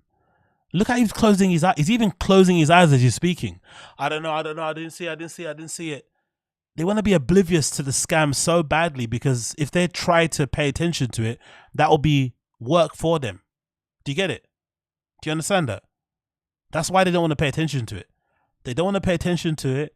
They don't want to ask any questions, because asking questions would mean getting involved, which would mean more work for you, which you don't want to do. I don't know anything about. Yo, big up Wingus Dingus. Bind Dip Scoob is funnier than Joe Rogan. No contest B. Bean Dip what? Bean Dip SCHAUB. Funnier than Rogan. No contest B. Bean Dip. As in Brendan. Nah, no way. I know some of you guys don't like Rogan's comedy, but Rogan's far better comedian stand-up than Brendan. It's not even fucking close. Not even close. Out that. I didn't even know how much THEO was owed. Although Brendan is a better comedian than Matt Rife, and I'll fucking die on that hill. Brendan is a better stand-up comedian than Matt Rife, and I would die on that hill. I didn't know. Well, THEO hadn't been with the company, I guess, for about a year. No, he left another one. So all I know is to that THEO's credit though, he called it from day one. He wasn't a fan of Cass from day one. Hey, Josie's telling me now. AZ, this is a basic body language 101. He's got his eyes closed, trying to say he knows nothing or he's being deceitful. Yeah, true. Again, brilliant point, Josie. Brilliant point. I love it. What are you saying here about THEO not liking Cass from the beginning? That's like, hey, these guys. THEO really fucked them over, innit? Again, big up the Fire and the Kid subreddit, guys. Someone said already, like, someone said, wow, I think THEO's video is gonna cause a lot of these guys issues, because he's saying this knowing that some of his friends are probably taking a deal. So they're all right. THEO's video caused them a lot of issues, because it definitely, put them on the wrong side of history, painted them as like, it made them look like, what's that thing they call them? What's the thing they call the people in, now it's happening with the strikes in fucking Hollywood. What are they called again? If you stop picketing and you go back to work. Scab, innit? Is it a scab? That's what's making them look like. You know what I mean? They put down their fucking wooden planks and their boards and shit. They became scabs because they want, scab. Yeah, that's what basically Brendan and Brian are looking like. Well, THEO hadn't been with the company, I guess, for about a year. No, he left another one. So all I know is to that THEO's credit though, he called it from day one. He wasn't a fan of Cass from day one. Okay. You got that right? Yeah. I don't know. They're But yeah, pissed off. so we got to work That's and the we that's landed the on our story. feet. Thanks God. That's what happened as far as we are concerned, and I am sure more details will emerge. CoffeeZilla is going time to goes release on. his. Who knows? But we spoke to CoffeeZilla, and then If he's on the case, he's yeah, he's a good. Steven's a great dude. And then yeah, I met with it. We've been in the business so long. I flew to Texas. I flew everywhere to meet with all these podcast advertisers, speak to them on the phone. Me and my manager Lex. Again, you think I'm a bulldog? You also fainted from stress. I got a bigger. Yeah, I did. Didn't you? I did. Didn't you have a fainting And I had spell, or panic you had to attack. sit down? I have a bigger bulldog. So Brendan allegedly fainted. Don't miss that fucking detail. This is look at Brian laughing because he would never faint because money is no issue, innit? Father can always fucking cover the nut. But I kept telling you guys that Brendan's, he might make a lot monthly, but his monthly spend must be insane. Think about Brendan's monthly spend. He's probably covering the mortgage on his mother-in-law's house that he had to buy because, you know, as a fucking forgiveness gift for his cheating or whatever people say he did. The money that he has to give his wife to buy Birkins and Gucci slippers and shit. The fucking fees for his kids' private schools. Kids designer stuff isn't cheap. From what I know, you know, of my friends who buy their kids like fancy Supreme and Nike stuff. Like kids stuff is super expensive. His own vices, his cars, his trainers. Like Brendan's monthly spend is a lot. So when cars stopped paying him, he was probably sweating hard because, you know, like a lot's on the line. You know, a lot is on the line. Bryan, no issues. Closes his eyes, goes to Greece, goes to fucking Israel, gets a tan, comes back because Father's gonna cover it. Big up Father, big up fucking Papa Callen, man. He fucking raised the guy that's now nearly 60 and has no interest in getting his life together. Absolutely crazy. Big up Chocolate Drop. Appreciate you, brother. Am I tripping, or did Hot Chip producer choose Brenda over Theo? Or did Theo ditch him too? These dudes are clowns BTW. Am I tripping or who's Hot Chip producer? Is that the guy? Is it the white guy who tried to give Theo a chip? No, he's still there. He does Golden Hour. He's still there. I forgot his name. He's like a degenerate gambler guy. The one looks like he lives in an ashtray. He looks like he doesn't shower. That guy. He kind of looks like he's got cans of fucking Pabst Blue Ribbon underneath his bed. That type of dude. Or he probably pisses in cans. You know that kind of guy that pisses it, that's got piss bottles all over their bed and shit. Just if you're gonna piss in a bottle, fair, but just dump it in the loo. Why do you have to piss in a bottle and leave it next to your bed? I never understood that whole thing. I understand pissing in a bottle. I get not being bothered to go to the toilet. Fair enough. We all can be lazy fat shits. But if you're gonna piss in a bottle, at least go and empty it. You know, just have all these fucking urns, these piss urns on the floor, like crazy.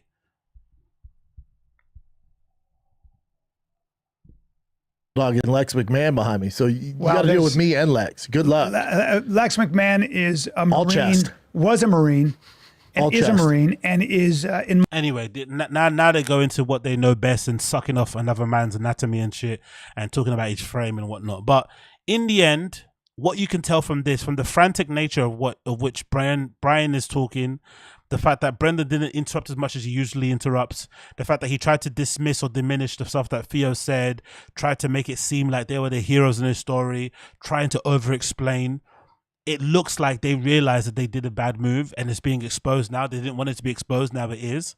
They tried to make it seem like, oh, we couldn't leave a 1 million. No one's saying to you could walk away from being scammed from $1 million. It just doesn't make any sense why you would move to the company. You know, like, why would you go and do another deal with a guy that scammed you? That's the thing that doesn't make any sense. And obviously the reason why you did it is because you have no other options, which you should be just fair enough and just say, hey, we're in a bad place right now or whatever. We don't have any options. This is what we got at the moment. It's probably not going to work out well, but this is the only thing we could take at the moment or whatever. Just explain it that way. Don't try and paint another narrative to make you look like the heroes or the good guys in this story or whatever. You're clearly not. And yeah, most likely it's going to be exposed in a CoffeeZilla documentary or video coming out. I think it's coming out tomorrow on the Patreon. I think I might have to sign up to a Patreon actually. I think he's going to release it on his Patreon if I'm not mistaken. Let me double check. I'm pretty sure he said, is it CoffeeZilla, right? Patreon. Let me see.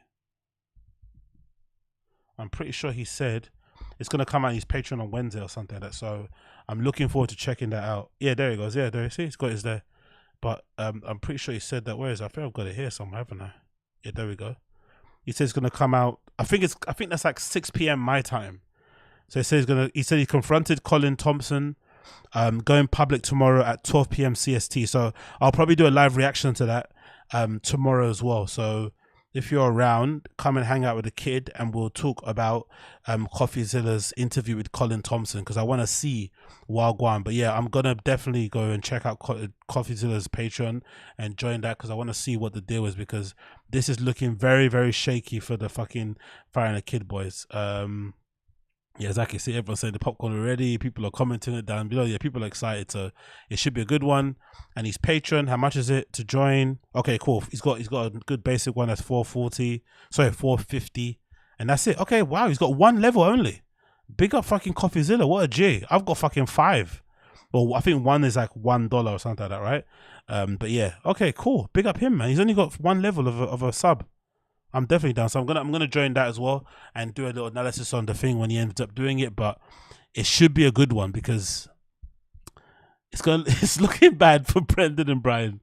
They're probably not gonna look the best in this video, but hey. Or maybe you won't cover them at all. Maybe you spoke to them and think they're fucking redacts. I don't know. But yeah, big up Drone Adventures in the chat. Big up you. Big up Uncle Podcast. Appreciate you, brother. But yeah. Let's move on from that one. We spoke about that. We did the whole thing about that. Let's move on for that. Oh, let's talk about this a little bit. Let's talk briefly about the mothership here. They spoke about the comedy mothership also. They went there and they spoke about their experience on the Fire and the Kid pod. So let's hear the boys speak about the comedy mothership and wank over it a little bit. I still find it funny that they went there and didn't get to perform. Bryan didn't get to perform, neither Brendan. Obviously, Bryan went there and performed on his own. My theory still is that Rogan invited Bryan only to go there and told him not to tell Brendan or something when he went there. I think in August or something. I forgot when he went. And obviously he got some stage time. But then when they went there together for the Fight Companion, Joe probably thought it would be better if he doesn't invite Bryan, because it'll make Brendan feel bad. So he just probably didn't tell them to perform at all. But I do find it interesting that most of the time, whenever Joe invites comedians to the comedy mothership, it's always under the guise of, like, you know, you might get a chance to go up for a couple of minutes, especially if you're a friend. The fact that they didn't give these guys any time is a clear indication that they are not in the inner circle anymore. And maybe the rape allegations, maybe the Bobby Lee drama has kind of had an everlasting effect on them and how they're perceived, or how the relationship is with Joe. Maybe, who knows? Or maybe just there wasn't enough time and I'm talking out my ass. Who the fuck knows? Either way, let's see what they said about the comedy mothership. Almost just you gotta do the whole thing. There's some issues.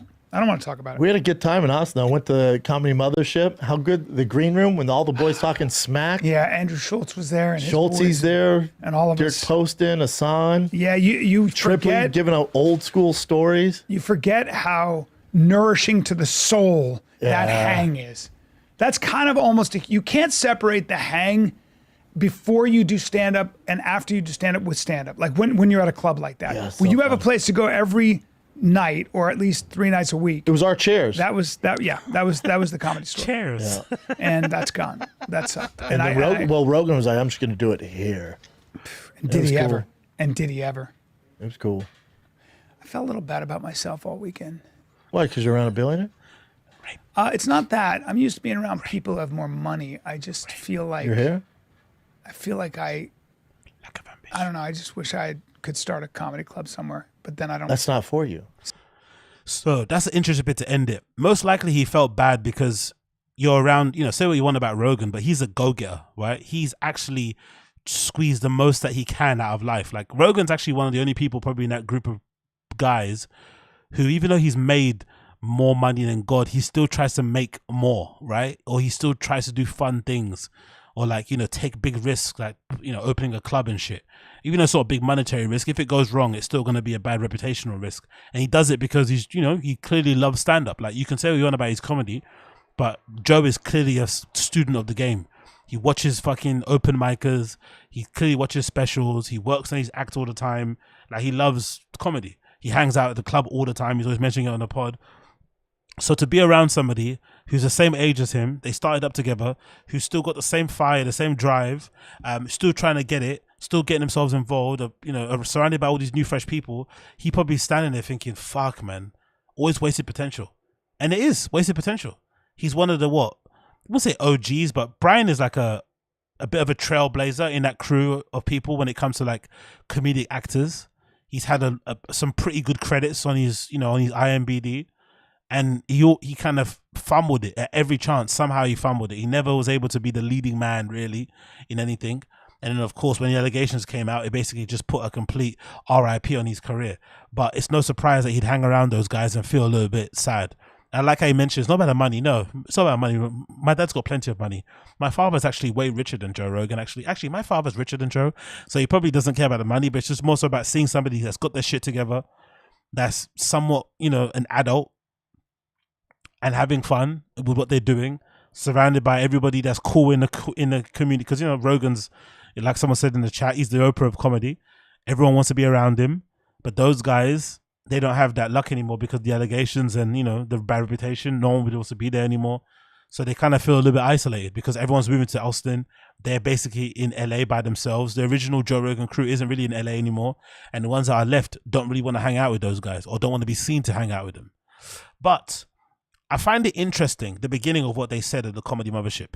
There was no mention of like who's killed it, this guy's jokes, or anything concerning comedy. It was all about the hang. Is it safe to say these guys are like lifestyle comics? They came into it like mostly because they wanted to be surrounded by like cool and famous people or whatever, or fun people. And obviously they made money along the way, but they don't really care about stand-up, do they? Show for their fans. No mention. Everyone else I've heard speak about the Comedy Mothership when they come back all say the same thing. Oh, the club's amazing. The acoustics, the this, the that, the screens, how the crowd is. This person killed it. That person murdered. That's what they're talking about. They're talking about the function of the club. But these guys, the first thing they spoke about was the green room. The green room was amazing. The hang, the gossip with all the comedians. That's all they wanted. They want to appear like they're one of the boys, that they're in the crew and shit, but they don't want to actually, talk about the comedy on the actual fucking stage. Yeah, exactly, Marty Moose. They wannabe dudes from the HBO show. Exactly. They should want the lifestyle. Nothing of the work. I find that interesting observation to see. Like, why aren't you talking about who smashed it? Because you haven't been to, these guys don't live in Austin. So I'm sure there was probably people performing on that weekend that were there that they probably don't know. Why don't you shout out somebody that was killing it? Oh my God, I saw this person. I don't really know who they are, but you are amazing. Or this person or that. Like nothing. Just the hang in the green room. The hang. But yeah, if I was them, I would rather not be invited to the Comedy Mothership as a friend and just wait until I got a gig there, then be his friend and go there and you can't perform on stage. That must have been hella awkward. What did they have to do? Just sit in the green room? Do they go sit in a crowd when all their friends are performing? Like, you have to kind of, it's a bit weird. But hey, what can you do? Big up them. I guess they would figure it out in the end.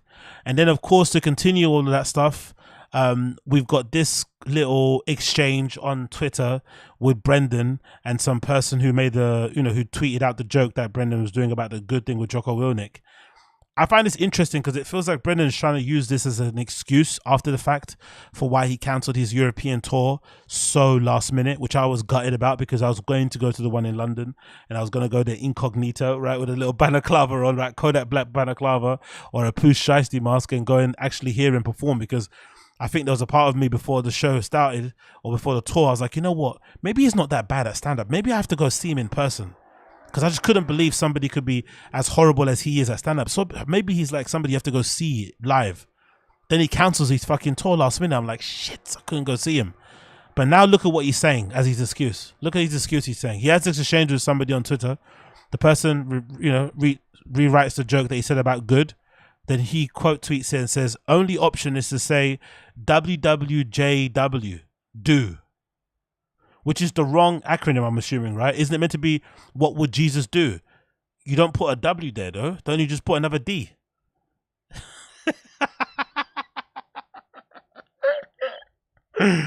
He's so fucking redacted. Or am I wrong? Isn't that meant to be like, what would Jesus do? The wristbands everyone was wearing. Shouldn't it be WWJD? Why is he doing WWJW do? Do. Homer Simpson's vibes. Anyway, you gotta love fucking you gotta love what thing he does. Anyway,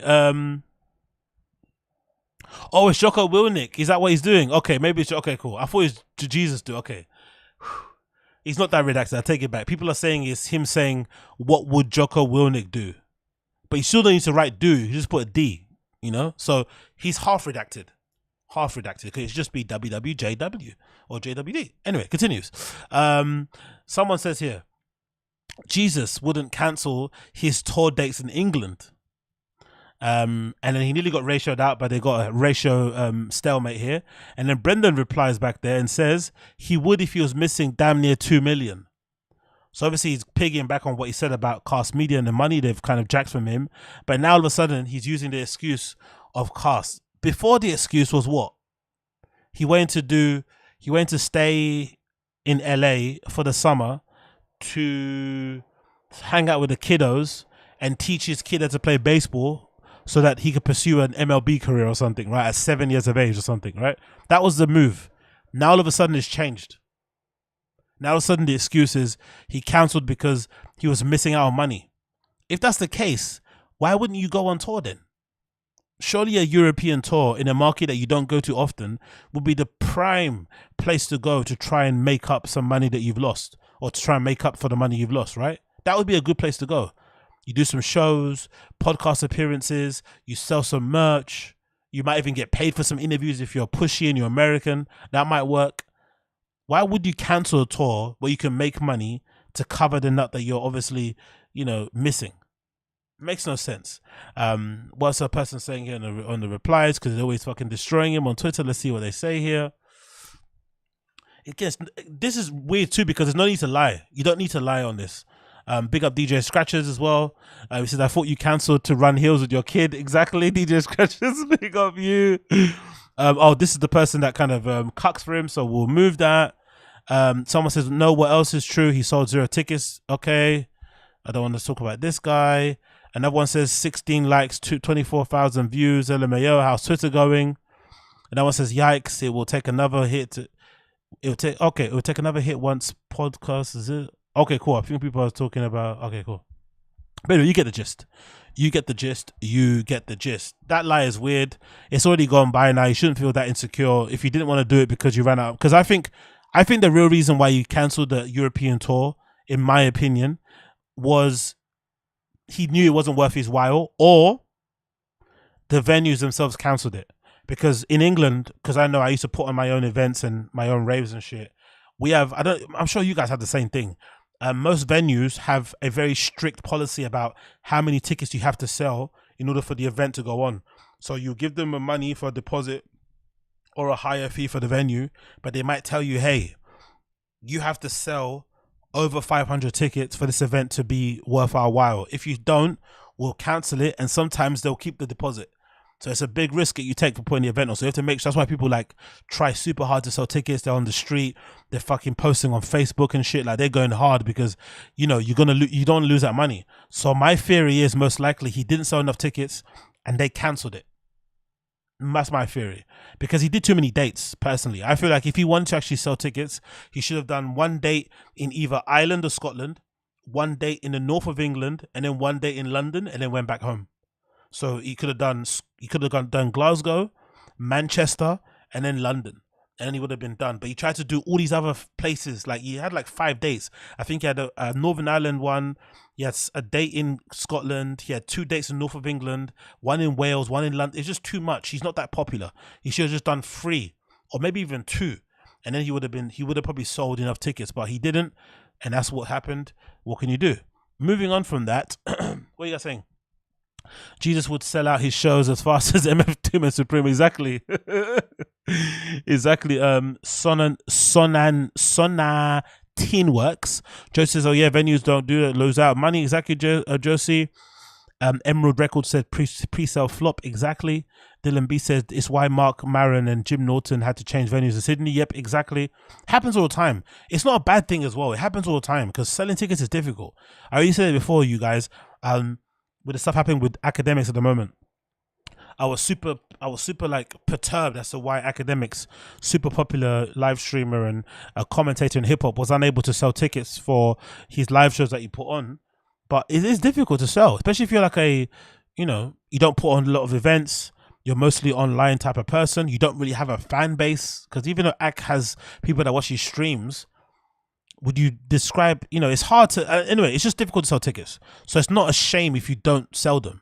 Just be honest about it. Don't lie. It's not, no one gives a fuck really. But then when you keep lying, people are going to try and uncover your lie because you're getting on their nerves. Anyway, continuing on. We've got this article here, courtesy of Billboard, piggyback on what Theo said in his video. So clearly, all of this stuff, CoffeeZilla contacting the Fire and the Kid guys is what made them panic and made that kind of, addressing what happened, because a lot of people are now paying attention to it because podcasts went public and it hasn't gone well for them because obviously Theo's video hasn't helped and just all the bad business they've done, and it's not really worth shit. So this headline from Billboard says Podcast One public listing collides with viral takedown video from comedian Theo Von. And the article says Podcast One debuted its long-awaited listing on Friday, the 8th of September, with officials from the parent company Live One ringing the opening bell on the trading floor of NASDAQ to celebrate, with CEO Rob Elon says his first ever spin-off of a majority stake in a publicly traded company. Shares of the new Live One subsidiary, Courtside Group, better known as Podcast One, sell 45% shortly after opening, dropping from $8 to $4.3. Jesus Christos, bro. Oh, okay, he's got a podcast. I didn't know that. He's got one. Matt Rife has got a special coming out on Netflix. Sick. He must be caked up right now. I'm going to have to watch that and review that, actually. Sorry about the fucking clearing of my throat. The tumble came amid growing criticism of one of Podcast One's acquisition targets, a California-based Cast Media, by major podcasters like Theo Von and... sorry, oh my God, I'm hiccuping. I'm clearing my throat. It's a mess. Who accused Cast of failing to pay up to $4 million in advertising fees collected by Cast on behalf of its podcast clients. In a video viewed now more than 1 million times titled "This Man Defrauded Our Podcast," Theo Von alleges that the Cast Media founder and CEO Colin Thompson did not pay his show this past weekend, Theo Von, for the advertisements it sold and booked for Theo Von's show. Von claimed that this past weekend eventually cut ties with Cast Media, owing to later be approached by Thompson and Enlin. So imagine, that's what they're saying. Oh, we went to fucking Bryan and CALLEN, Brendan saying we went to fucking Podcast One ourselves. It was the best deal they had available. No. They were already working together. Those two guys, one from Podcast One and the other guy from Cast, they approached fucking Theo. That's what he's saying here. And was told on the phone that if you can come over to our new podcast network, Podcast One, we'll pay some of what you're owed in stock. Von added, it felt like to me they're trying to leverage our podcasts and other podcasts to then make their stock do well. And if that happens, they'll then get a share of our money. Big up Theo. If you think Theo's a dum-dum, clearly I think this whole thing has proved that Theo's a lot smarter than what he leads on. Definitely very, very sharp business-wise, because other people, when you're owed money, you can sometimes panic and fumble and get a little bit stressed, right? Get anxious because you just want to get the money back that you're owed, and you just take the first deal because you think it's going to bring you some respite. But the fact that this guy was able to think clearly and like take some time away, think logically, think rationally, and be like, no, this stinks, I'm not going to go back into business with you, was a big call, took a lot of balls, but clearly shows that there's something up there. Theo Von told viewers he declined the offer. Ellen addressed the Cast Media scandal on Friday during a post-market opening interview with Yahoo News. He noted that Podcast One is no longer hiring Thompson to join his publicly traded company, but noted he helped to help creators hurt by the Cast Media controversy. Okay, cool, he answered it. So Tomlin is not working there, he said. Thompson, sorry. I don't believe that. We bought a distressed asset called Cast Media. A very distressed, troubled asset, owed a lot of money to its broadcasters and couldn't really afford to pay them. The banks pulled out and that host pulled out. So we acquired those and have added some very serious variables to it. So again, this goes to show that my theory that most likely they got given a signing on bonus. That's why they probably went. They obviously got approached by them. They got given promises. Maybe the Colin Thompson stuff was true and he's not going to work with them. But also the thing that made them sign on the dotted line, these comedians, the only thing they love more than money is ticket sales. The only thing that they made them sign was the guarantee of a signing on bonus, which then explains why Brendan got that fancy truck. That's what I think. Talking Throne says Theo has powerful people advising him as well. Oh yeah, true. Isn't Theo CAA and somebody else? Either way, Theo is smart. This is what I come away from this thinking. Theo is very, very smart. He's got his business on deck. He knows what he's doing, and I give him all the fucking credit. He's a top boy. Von isn't only the podcaster to go public about it, pro wrestling commentator, podcaster Jim Cornette and co-host Bryan Last also detailed their experience with Cast Media and Podcast One, a series of at least 7 podcast episodes over the last 2 months. Yeah, they've done the groundwork, to be fair. Former Sirius FM host Jason Ellis also spoke about them. Theo Von said he will continue pursuing Thompson for the money he is owed by Cast Media. You fucked with the wrong rat, homie. Von said while a picture of Thompson aired on the screen, you can't get me to shut up.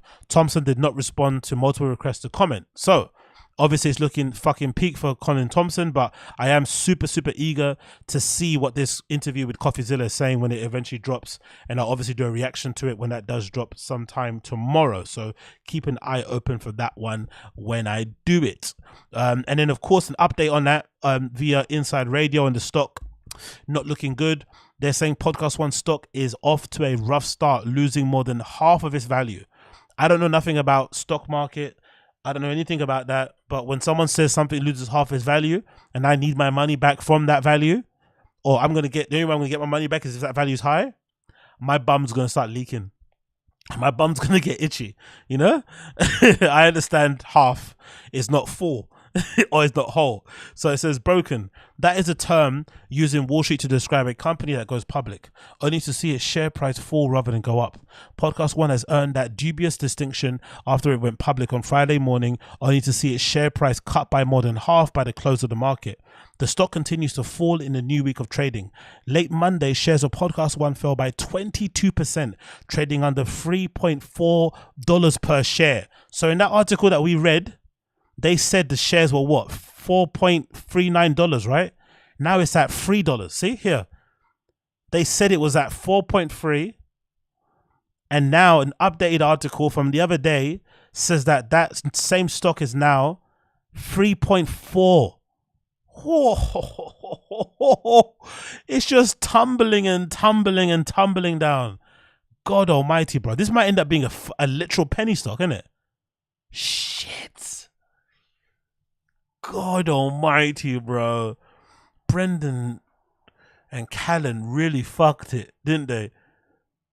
They're so dumb, bro. Just use your brain. If somebody scams you for nearly 2 million, why the fuck would you go back and sign with them? Even if they're going to do this IPO thing, that money isn't guaranteed. Take the hit. If I was them, you get scammed for 2 million in total between Fire and the Kid and Thick Boy. Take the hit and then hire people legally to go and pursue that money. However, you're going to get it. You're going to eventually get it. In the end, you will eventually get it. Litigation, suing, whatever. Get someone to do that.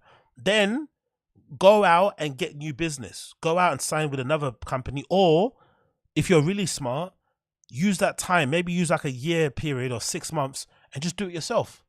And then prove that you have an ability to go, maybe try and improve your engagement, maybe improve the show, and then use those improved numbers to go and try and get better deals for yourself. Those are the things I would probably do. Hire a law firm or whatever to go chase that money that you're owed, and then go pursue another deal with somebody else. But whatever you do, don't go back to fucking Podcast One. Don't go to fucking Cast Media or anything under that, because basically it's Cast, right? Because when you're absorbing a company, you're taking on their staff as well, who might be implicated in the fucking scam. That Colin Thompson guy, no matter what assurances they give you, they're going to want to use his expertise and his knowledge. He's going to be involved in the company. I wouldn't touch them with a 10-foot bar pole. I would be nowhere near them, but they did. Maybe because they have no other option or because they couldn't be bothered to look for it. I don't know, but one idiotic move. Marty Moose says, remember Bappa got scammed by the Craigslist scam guy? Oh, yeah, true. Pine dog. Yes, you're right, Marty Moose. And the cats, remember? Do you remember Brendan got scammed by the guy on Craigslist or somewhere? Because I think he went to get a cat, but he wanted it to be non-allergic or something. Do you remember? It's like is it non-allergic? Did he want that? I think I'm remembering it right? He wanted a cat that he because he's allergic to cats. He wanted one that wasn't gonna fuck up his allergies, and the person said they were gonna get him one, and then they just like they never got him it and just ran off with the money. Yes, okay, yeah. It's called Russian blue cat. Yes, they took it for it's an easy mark. I was like, oh my god, bro. Anyway, the pricing of an IPO is as much as a read on the market interest as it is on demand of the expectations. Podcast One has said for months that its share would list for between $8 to $12 per share. That's what they're hoping it has. And then soon after, it's at fucking $4.39, and now it's at $3.40. And somebody said, what was the last thing someone said here in the chat? You said what? It's at $2.63. Oh shit. Okay, it's hurting my heart. But ultimately, it went public at the bottom of its range, valuing the business at $230 million. That should have given the room to even higher. That should have given it room to move even higher, even if the investors' interest was weak. But because the IPO was the result of a spin-off, shareholders in Live One were instead able to sell the Podcast One stock and put cash in it. Oh my god. So people who already invested in Live One, when that IPO happened, they sold their stock. So the deal that, oh my god, they got absolutely scammed. The guys that already have shares in this company sold it as soon as they went IPO. They didn't even wait for this mythical $12 or $8 fucking price range. They just sold it. They knew it probably wasn't going to be worth much. But then they promised the other guys, if you take half the money, and then you you take you take half the money and you take half the money in stock, you could get more out of it. Oh my god. They got scammed. Yeah, rug pull. They got scammed. Yeah, big up Proven 187. They got scammed. Like legitimately scammed, guys. Fuck, bro. I kind of feel bad for them. I'm not going to lie. They got actually scammed. They took the money. They promised to give them back the money with the stock thing. They're not going to get that money. And now they're tied in with a contract with them. But because the IPO was a result of a spin-off, shareholders on Live One were instead able to sell the Podcast One stock and put cash in their pockets. While it was inevitable that some would, the number that has done so quickly is likely larger than the management that would expect it to suggest not enough was done to sell the Podcast One spin out into its own public company to shareholders. Podcast One reps did not respond. Of course they didn't. Of course they didn't respond. Podcast One reps did not respond for a request of comment, and in an interview with Yahoo Finance, CEO Robin Ellen did not directly address the stock's free fall, but he had made a case for the solid financial routing that Podcast One is on, calling it a dramatic turn for the company. Podcast One expects a subsidiary to have a revenue between $47 and $51 million. Sorry, 47 to 51 million when the current fiscal quarter ends, up to 34 million in the prior year with the operating earnings of 4 to 5 million. Is this their fault, or is this because the podcast? I wonder, because that guy on the comedy cringe said the same thing. I'm not really too sure. What do you guys think? Do you think this is a result of them doing bad business and it obviously affecting their share price, or do you think this is a consequence of the podcast business at the moment, right? Spotify cancelled loads of podcasts. They even got rid of fucking Meghan Markle and Prince Harry. Is it just, has the bubble burst and now people know that these podcast networks aren't really worth much? Oh, you know, I just realized, is this similar to like the MMLs? What are those things called in YouTube? Like what was that thing that fucking DSP was signed to? Shit, what was that name of it? Do you remember back in the day, YouTubers were signed to like these like management type companies that would get ads on their accounts and shit? Do you remember those things? I forgot what they were called, but they all went away when everyone kind of got their own AdSense accounts and shit. Is it NLM or something? I wonder if this is the same thing that's happening here.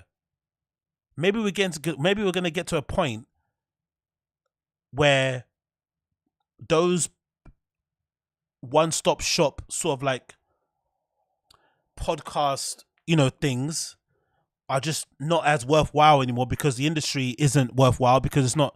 Is it MLM? Yeah, is that what it is? Yeah. So let me finish my thought. Maybe we're in a situation where because the podcasting bubbles burst, no one wants to advertise no one wants to advertise. The podcast bubbles burst. There's not many advertisers there. It's not making them make it worthwhile. You're not gonna get your return from it. So listing your company public and shit won't really change shit because your podcast, your stuff isn't worth much because this thing has changed, isn't it? How could they not see this, bro? I'm a nobody. I'm a nobody with a tiny platform, and even I can smell something isn't right. And I don't have inside information. I'm just reading articles and trying to ascertain shit from people's body language and what they say in between words on the fucking podcast. And even I can tell something smells fishy. How could these guys not tell? And they have inside information. They have direct contact with people. They're talking to them on the phone and shit. How could they not tell? Or is that what a good scam is? Like, I don't know anything. And I could tell something's fishy. And these guys know all the things, and they still fell for the fucking scam.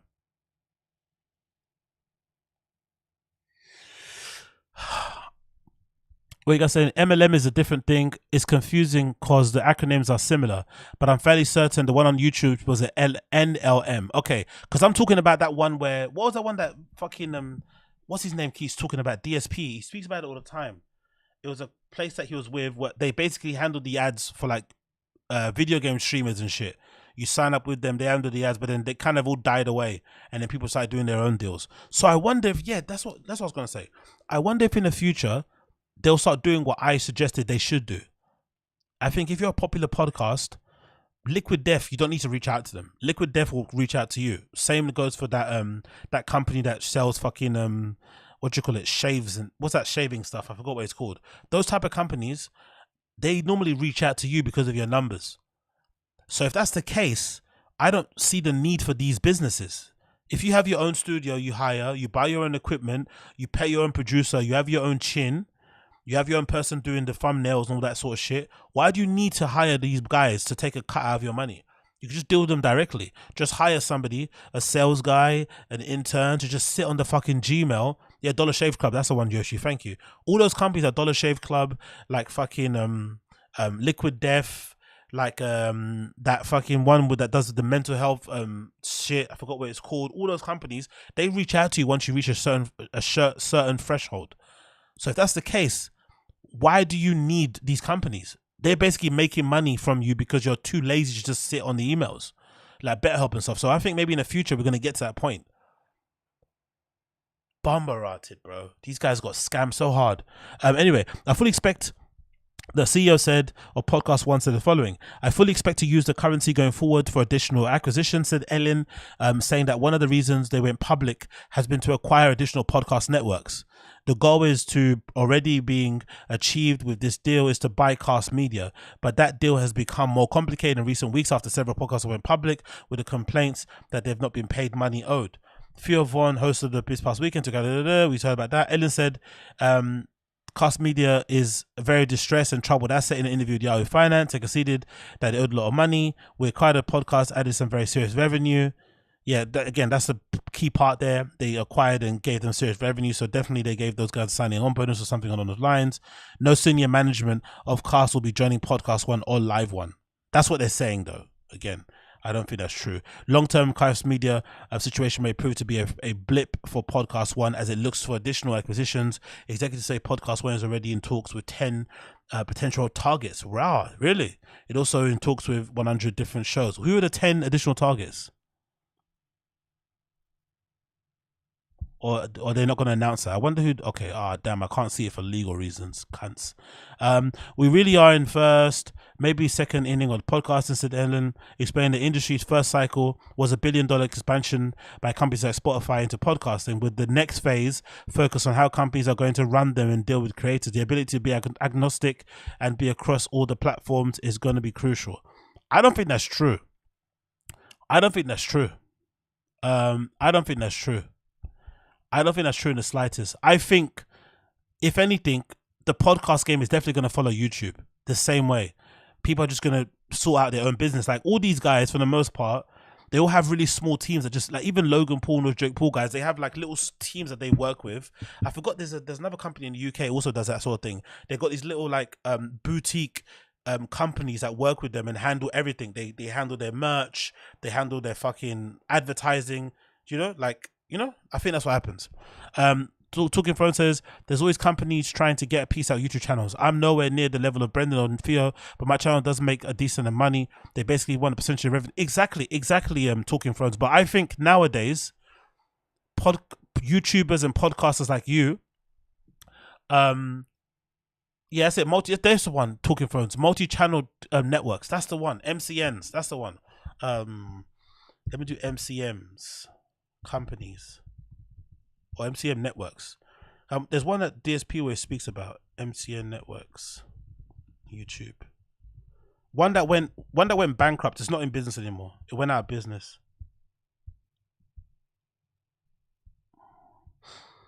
Yes, one multi-channel. There we go. Multi-channel network on Wikipedia. Multi-channel network. What was the one that he used to talk about all the time? Let me see if I can find it here. That's the one. Machinima. That's the one. Machinima. All YouTubers used to be signed to this one called Machinima. I'm sure most of you guys know it. They had a kind of a cool logo. I really like their logo back in the day. But all YouTubers used to be signed to Machinima. Do you guys remember this company? And they used to handle all that shit, right? It says here, Machinima originally is a use of a real-time computer. No, it doesn't say it there, but it says here. Machinima was an American multi-platform online entertainment network owned by Warner Media. So I think nowadays, most YouTubers and most people that make content just have their own teams sorting out these sort of deals. They don't go to these companies to take big percentages. Yes, they still take a split, but I think it's different. And I think these podcasters, because most of them were lazy or because the business is difficult, I don't really know what the explanation is. They just prefer to have the plug and play one-stop shop solutions with these guys just offer you everything. Because remember, listen to that comedy cringe guy. He said that Cast Media didn't just get ads. They did everything. Like they would even upload your audio. They'd edit it. They do everything, the whole shebang. You just record it, give it to them, and they will just handle the rest. So obviously, if they're doing that, they're going to take more of a cut. But I think nowadays, most people, I know for myself, the only reason why I learned how to use fucking Photoshop was because I started to do YouTube. And my Photoshop skills aren't the best, but I can at least do something with a thumbnail. I can at least write something. I can at least do hyperlinks and set up this, set up that, set up a PayPal. So, all these things I can do on my own. I think other YouTubers can do it to a higher level where they've got teams that can do it for them. I'd much rather pay a team of 5 people that I know a salary or something to just sort out those things for me than hand it over to those type of dudes and have them scam me, I don't think that's going to happen. So I think a lot of people have this self-sufficient, and also there's not enough money to pay those guys anyway. The ads aren't as plentiful. So if the ads aren't as plentiful and you only got a smaller amount to kind of take from or to like earn money from, it makes sense to be a little bit, self-reliant. Yeah.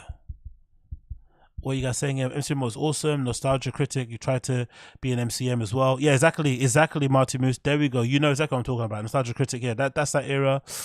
Talking Phone says they will claim to provide help against copyright claims or strikes for a percentage of the channel's revenue, but they've been exposed for not helping at all while still making money. Of course, man.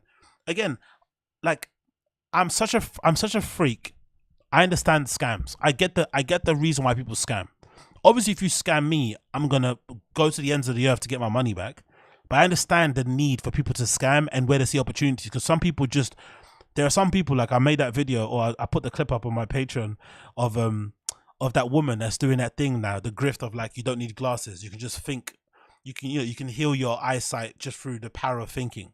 And someone left a comment and said, yeah, if you believe this shit, you deserve to be scammed. And I have the same sort of theory. Some people, if they're super naive and oblivious like BRYAN, CALLEN, and don't want to get involved in their business and just kind of hope and pray shit, you deserve to get scammed.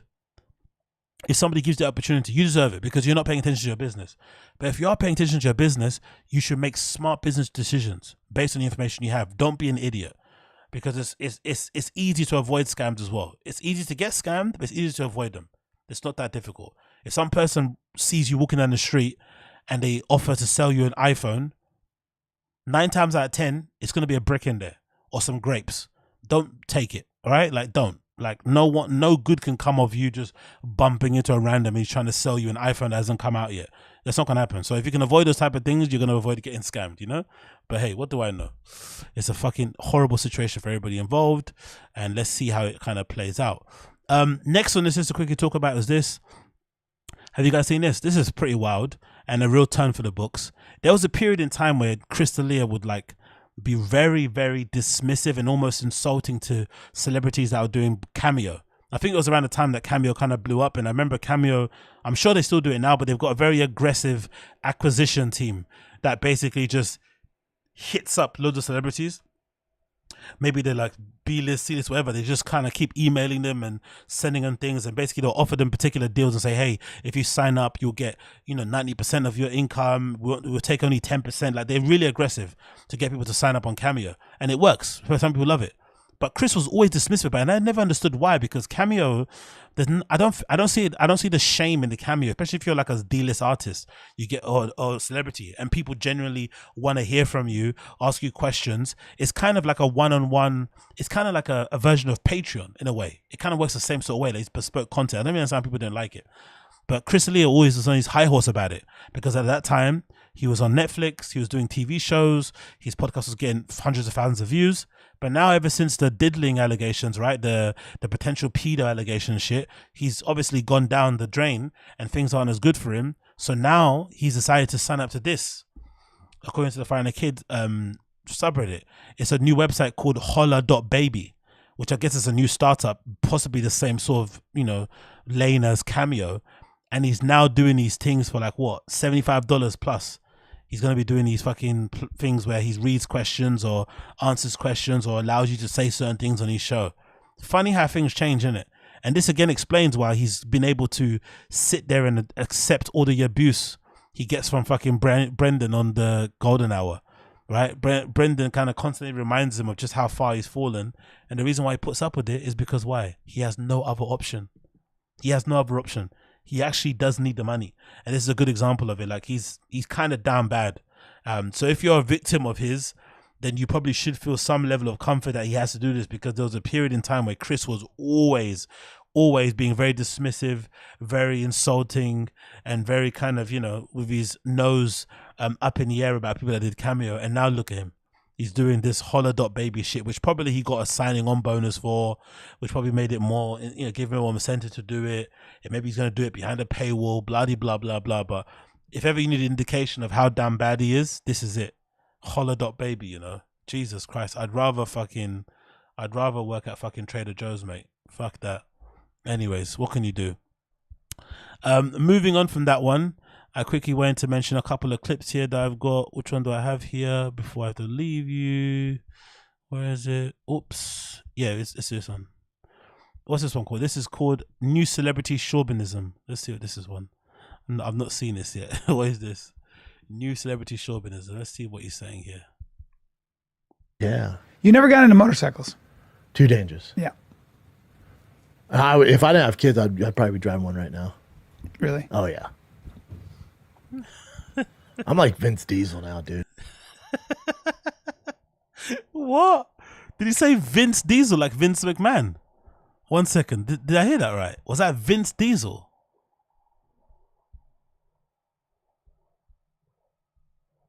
If I didn't have kids, I'd probably be driving one right now. Really? Oh, yeah. I'm like Vince Diesel now, dude.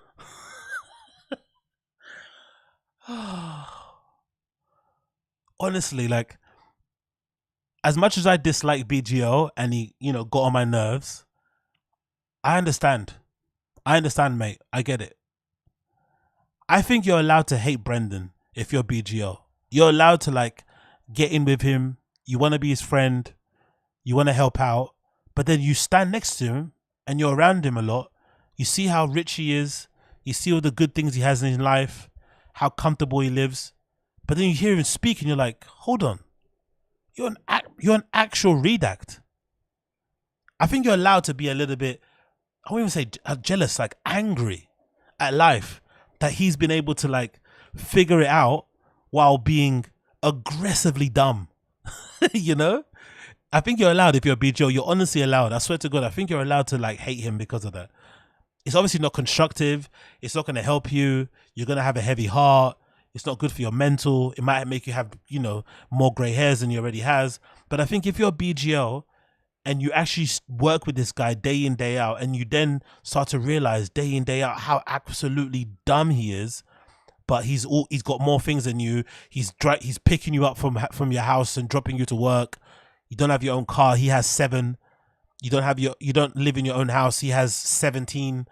You're allowed to feel a little bit jealous. You're allowed, because this guy is beyond dumb. Like, he might be dumber than Wings of Redemption. He might be lower than double digit IQ. Like, it's an absolute insult to you guys' American education system that this guy graduated with, like, what is it, 2 degrees or something? Like, excuse me? How does he have 2 degrees? How? Vince Diesel. One moment, one more time. One more. Yeah. You never got into motorcycles. Too dangerous. Yeah. If I didn't have kids, I'd probably be driving one right now. Really? Oh, yeah. I'm like Vince Diesel now, dude. Vince Diesel. I gotta do it one more time. Last time. Come on, play. Come on. Oh. No. Really? Oh, yeah. I'm like Vince Diesel now, dude. Vince Diesel. What? I don't know. Whatever. My eye. Moving on. I love this fucking title. Who the fuck is this guy? Right? This is the title of it. Who the fuck is this guy? Now watch the video. This is fucking brilliant. My eyes. You know how I got pepper sprayed? We're at my grandpa's house. I was like 5 or 6 years old. I was at my grandpa's house, and my dad was going through his stuff in his garage when he passed away. My dad's like, "Oh, look, pepper spray." He's like, "I don't think it works." And I'm shaking it, and there's a wind. But I was behind him like, what is happening right now? My dad's like, "Let's see if it works." And the wind went. Cool story. That's a great boom, time. right in my eyes. My daughter, I was like 6. when she was 9. I went like this. I looked at my dad and went, "Good." Remember that conversation earlier about who hurt you, Brendan? Yeah. Now we're starting There to you get go. a clear picture. Yep. Peter Schaub. Yeah. Yep. Hurting you big time. Pepper spray in the eye. Who the fuck is that? Who's this guy? How does he have these like 40-plus-year-old social media assistants? Who the fuck is this guy? Who is this guy? Who is that? Who is this? I think again, I don't want to cast dispersions on you guys. Again, I keep saying it because we have our issues in the UK. But I don't think in the UK you could get a man who would be happy to be like the assistant. Like, I think in the US, you guys like have like guys like, you know, like Brendan, who sucks off Logan Paul and Lex and what's his name? Logan, and who's that guy? Jake Paul, right? And they're younger than him, right? Much younger than him. And he sucks them off as if they're peers and stuff. In the UK, I think we have too much pride. No one would do that. No one would be happy to be Logan Paul's assistant unless they're in the same age range. You wouldn't see some 40-year-old guy trying to hang out with a Logan Paul. If we had a UK Logan Paul, like for instance, KSI's team, I don't think there's one person in KSI's team, the sidemen. I don't think there's any one guy in there that's like Brendan's age. None. But, you know, Logan Paul has like that guy Mike, who's way older than him, right? And a few other people around him that are older. But you guys, like, I don't know why you guys are comfortable with that sort of shit. Like, aren't you embarrassed? Like, how old is this guy? What is he doing? But I think what he may be doing is social media. Either he's deleting comments to the phone there, or he's taking BTS shots. That's what I'm thinking. He has to be the new intern. Which, to be honest, let me say this clearly. I think they need this. I've said for the longest time, I forgot who I was speaking to about this before, but I've said I think The Fire and the Kid was at its best when they had somebody in the studio that baddie handler, the new BGL, lols. I said before, I think they need somebody in that studio like what's her name? What's that fucking girl's name? Lee. What's the Asian girl's name? The one that got the BBL. Kat. But not a Kat, because Kat was their friend. I think they need like an MJ or Special K, like the women that they were attracted to and went to fuck. Because you know why? Because they actually performed. They would try and show off. They would try and be funny. Think about the times when the Fire and the Kid was at its best. Special K, MJ. Because they were trying to make each other laugh. They were trying to impress the girl. That's actually when it was funnier. When it was, BGL, they both think they're better. Like, Brendan likes being better than her. BGL thinks they're better than him. Bryan, obviously, there's no, like, they're not trying to go and try and impress BGL. Chin was like a little sister to them. Sorry, Kat was like a little sister to them, so they're not going to try and they don't really want to fuck her. But I think when the energy is like, when they've got that, when they both got that fucking old man boner energy going on, I think that's when the show's better. But I don't think it's going to work with this kind of buff dude here, I don't think that kind of works for them. I don't think so personally. But hey, what do I know? What people are saying here? New BGL, the baddie handler, new big gay lion, hypoallergenic, baddie wrangler, addy gatherer. Proven says sidemen. What do you say here, Proven, my guy? You said sidemen backstaff got 40-year-olds in it, defo, or they would have spanked it at that channel. No, for sure, but I think, sorry, maybe behind the scenes they might have them, but that immediate circle that's in front of camera, they don't have any like 40-plus-year-olds there. Yes, they may have people behind the scenes who handle their business that are like older people, I'm sure, but the immediate group is still quite young. For whatever, again, it's not, we don't need to debate this really. I think everyone kind of knows, even though we have celebrity culture, you guys definitely do obsess over celebrities way more than us, like in terms of like looking up to them. I would think so. Maybe not, I don't know, but I think you guys do look up to celebrity guys way more than us. Because I couldn't ever imagine, a guy that's older than True Geordie. Think about this, yeah? Has True Geordie got an assistant that's older than him? I don't think so. He's one of our biggest podcasters out here. I don't think True Geordie's team are probably all around his age or younger. But I think in the US, if True Geordie had a team, he'd have people older than him trying to be his assistant because they want to get the clout and they want to be famous. But anyway, what do I know? The Queen isn't dead, fucking Half Moon. Stop saying that, all right? The Queen, she's alive. Stop spreading misinformation, Half Moon. The Queen is alive. Don't insult Lizzie like that, okay? The Queen is not dead. She's alive. Don't you dare be mean. Oh yeah, this is one of my favorite clips. I need to play this one. Have you seen this one? This is one of my favorite ones. This is one of my favorite ones. So again, big up the Fire and the Kid subreddit guys for this one. Imagine being a grown man and saying this.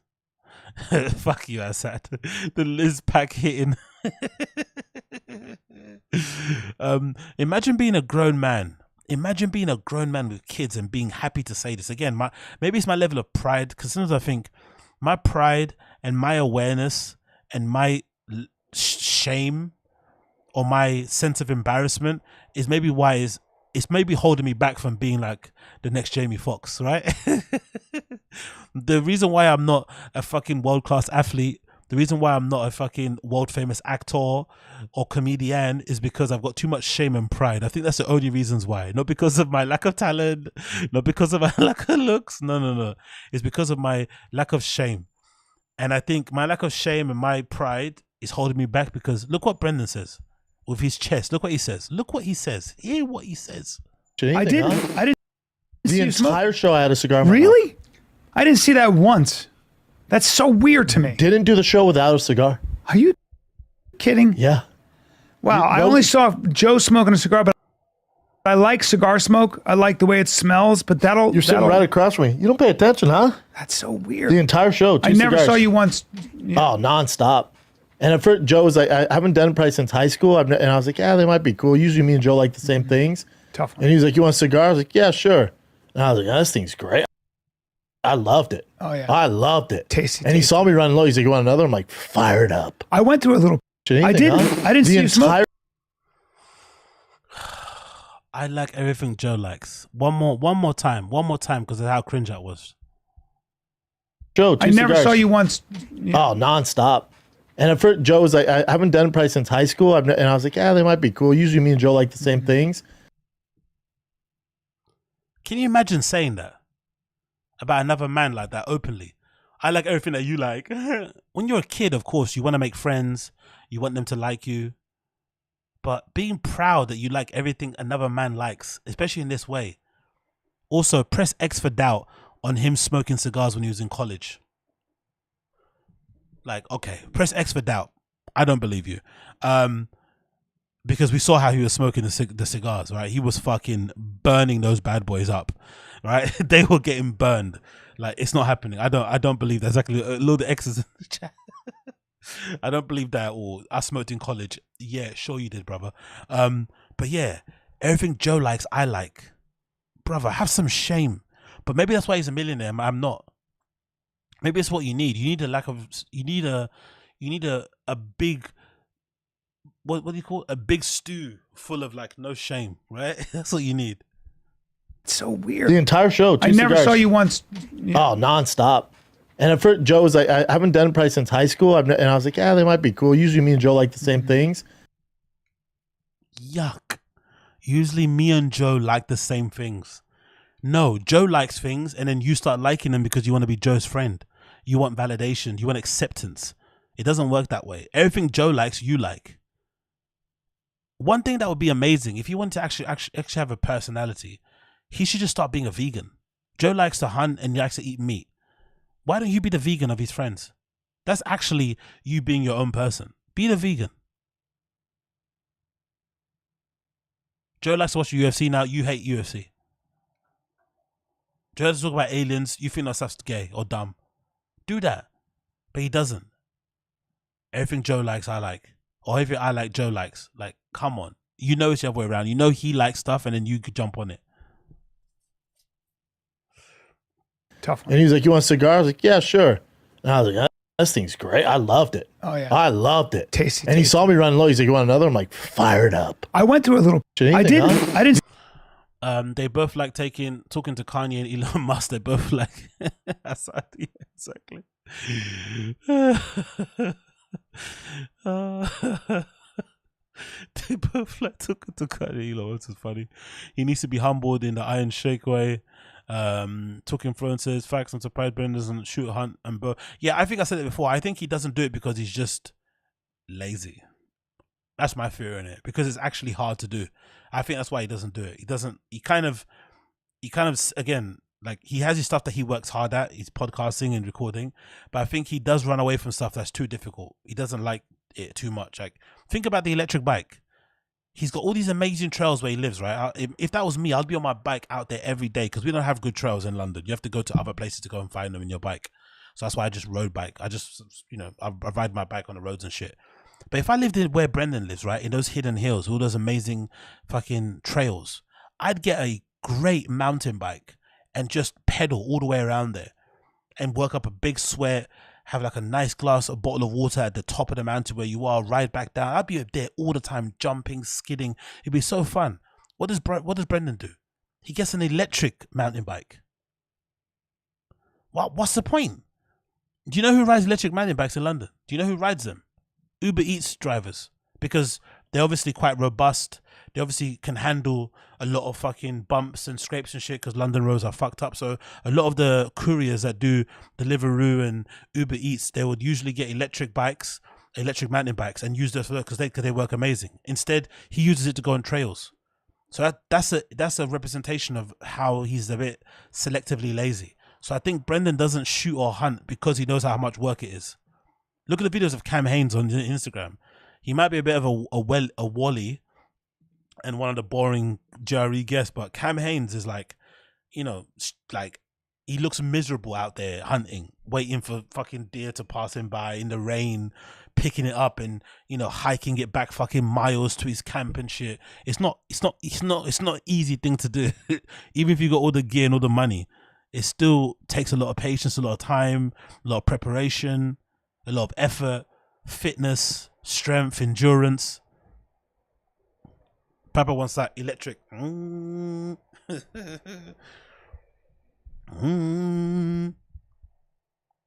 Oh, alcoholics drive e-bikes because they can't drive. I didn't know that. That's actually a good explanation for it, Marty Moose. That's actually really true. Oh yeah, but honestly, man, electric mountain bike. Like, why would you do that to yourself? Anyway, and then last thing, let's end with this one. This is a live stream taken from the Fire and the Kid, allegedly from Brian Callen's Instagram. Behind the scenes when they're at the GRE. This is going to be full of cringe. I'm sure of it, but let's watch it anyway. It's going to be full of cringe, but let's watch it anyway. Callahan's live stream of right before they recorded the GRE Fight Companion. Let's see, because they're probably going to spend a lot of this time like sucking each other off. And keep in mind, this is the infamous behind the scenes green room conversations they have. This is all the stuff they say, oh yeah, we'll talk about this off the pod. You know, that kind of stuff. They try and make you feel as if like you're not in a cool group and they have such interesting lives. This is what goes on behind the scenes, which is not much. Let's see. We're about to go live. Joe, what are you doing over there? Getting cigars. You're getting cigars. Wow, Joe's going full squat, getting stuff down below. That's pretty good, man. Big up him. Full flexibility. And obviously, and big up Brian for pointing the camera right at Joe's back, because he obviously loves men's physique and partly at his bum. Great, on brand. So there used to be. Hey, Jamie, I know Joe's you're getting can I get cigars. whiskey when you're ready, brother. Are we ready here? Jamie, young Jamie Is Jamie a fucking servant? What did he say to him? Did he say, get me a whiskey? Why don't you get it yourself? What did he say? Joe's getting Can I get cigars. whiskey when you're ready, brother. Are we ready? Is Jamie like a fucking waiter as well? So he has to look after all. He has to do all the switching of the cameras, making sure the levels are right, checking all the fucking sound, everything. Plus, he has to get them drinks. Aren't the drinks on the table? Why don't you just pour them yourselves? Here, Jamie, young Jamie is good. Yo, young Jamie has been eating some ribs over there, innit, eh? Young Jamie's been eating the ribs over there. Bless him. He seems like a cool dude, but young Jamie's been eating the ribs. Jamie is good. Sam Tripoli. Bro, I was about Brendan Schaub. Oh, that's that picture they showed, isn't it? Is that a wank hand? Why is the one arm really smaller than the other one? What's going on, Brendan? I know we all sometimes have. I think one of my left pecs is bigger than my right, but Ted, boy, the deficiency is crazy, isn't it? extremely racist, Joe.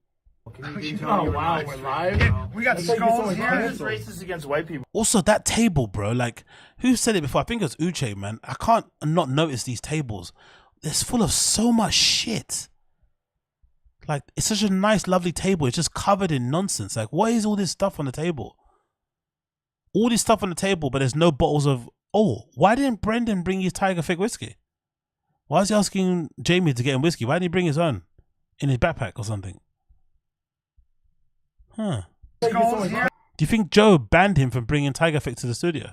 Said this tastes like fucking lighter fluid. Don't bring this again. His racist against white people were good. Exactly. That's always racist against white people, Joe. I enjoy them. Do you? Yeah, I do too, man. They don't bother me though. I'm liking your tight. You're very sexy. I love how Joe stands, innit? Like, he works on his posture, innit? Joe works on his posture. Look how Joe stands. Like he's got a rod up his ass, innit? Look, he's so straight, innit? Joe is one straight man. Look at that, bro. He is one straight up man. Like, he's fucking... I saw a video on the Fighting the Kids sub. Somebody posted a video that I think the guy is probably... They're going to probably take it down. But some guy that Joe Rogan uses to like fix up his cars, because Rogan's got this thing what he likes doing, which is quite cool. He'll buy old muscle cars, but he'll get them redone with like newer engines and, you know, newer interior. So they'll have like, you know, they'll have fucking MP3 players and shit in it and stuff, which is pretty cool. And the guy was talking and he said basically Joe made him, he makes all these cars, he makes him custom lift up the seats. So they basically change, it's almost a chassis of the, is that what it's called? The chassis of the car to kind of have it higher up. So he doesn't look like it's like a booster seat. It's actually been boosted from the bottom, you know? So he doesn't have to have a cushion there. Do you understand what I'm saying? Because he's rich, right? Rogan's rich, so he can afford, because normal people, if you're short, you have to get like a bigger cushion and put it under so you can be a bit higher. Rogan's able to get the whole car reconstructed so they make the high sit the driver's seat sit higher. He just it's so funny. Oh, that clip's amazing. I'll probably insert it and I'll clip this up later, but it's a really funny clip. Let's continue. They don't bother me though. I'm liking your tight. You're very sexy, tight. You're looking more muscular than I've ever seen you in the 20. Oh my God, Bryan Callen, man. Do you compliment your wife like this? Do you think he gives his own wife these amount of compliments in a day? Hope you do. Because this is beyond glazing, brother. You are slivering. You are slovering all over. Like, what are you doing, bro? Put your tongue back in your mouth. You must. If you don't talk to your wife like this, you can't talk to another man like this. Especially someone that's meant to be your friend. You've known him for 20 plus years, not some celebrity that you met. This is meant to be your friend. Like, relax. In the 30 years I've known you. I'm very lean. I've been doing that carnivore diet for 3 months now. So. Is that diarrhea, Daddy? None. Zero. Gone. It's tight. It lasts for a couple weeks and then it goes away. This time I didn't even get it. Oh, mine's still there. Mine's still there. You're not on a carnival diet though, are you, Brendan? Stop fucking lying. Everything Rogan likes, I like. Or everything I like, Rogan likes. No. Who told you about carnival diet? There we go. Carnival fucking diet where I look like a carnival. This is the kind of conversation you'll be seeing coming up on the. Look how happy he is. Look at the glee on these guys' face. Look at it. Have you ever seen Callen smile and laugh as look how lovingly he's looking at Rogan even here. Look at his eyes. Look at that. Look at that. I have to take a picture of that one. That's a smile of somebody that's just happy to be around Rogan. He's gonna save my life. He's gonna improve my metrics. I love having a famous friend. I love you, Joe Rogan. Look at that. Has he ever smiled at that ever in the history of fucking podcasting? Have you seen Bryan smile at anybody like this? Rogan, I'm so lucky to know you. Can I be honest? I think I love you. I know it's a lot. I know we're married. I know we're both straight men. But I fucking love you, man. You changed my life. No, you don't have to do anything. I'll have to do something for you. No, just trust me, I'll take control. Close your eyes. He's just unbuttoning his trousers. Bro. Bryan loves Rogan. They all do. They love him. Look at that. It's so gross, brother. It's like, relax. This is why he probably feels so uneasy around them, because they're just too heavy-handed with it. They're not even cool. Try act cool. I think that's why that might be the reason why Rogan doesn't really like having him around, you know. Forget all the allegations around Bryan with the rape thing and Brendan with the CALLEN and Liederman thing. Maybe Rogan doesn't like them having them around because they're always glazing. They're always asking him, please, Joe, let me suck your dick. Please, let me suck your dick. Like, chill out, man. Let me suck your dick. Let me suck your dick. Please, let me suck your dick. Please, let me suck your dick. Please. He's like, relax. Chill out. I'll let you suck it later. You know? They're too pushy. Maybe that's why Rogan doesn't like them having them around. They're too pushy. Fucking hell, bro. Body fat's down. My energy's up. I feel great. I really do. I mean, what's important to me is like cognitively, I operate better. Like during, this nigga talks to you the same way he talks on podcasts in real life. I'd wanna off myself, mate. He talks to you the same way. Difference when I do podcasts. Yep. You eat meat, your brain works better. Well, no, it's you're on ketones instead of you're on carbohydrates all day. It's like you're on this up and down, and towards the end of the podcast, you start getting a little tired. Your brain doesn't function quite as well. You're drinking a lot of coffee. All that. Are you drinking a lot of coffee still? I love coffee. Me too, dude. I don't care if coffee gives you AIDS. Anyway, find yourself somebody who looks at you the way Callen looks at Rogan. If you do that in life, you might be happy. You know, people say, happy wife. No, is it happy wife, good life, or whatever? Happy life, good wife, or whatever that fucking saying is. I sound like Brenda, don't I? Happy life, good life, wife, or good wife, good happy. What's that saying? How's it go? I sound like Brendan. Vince.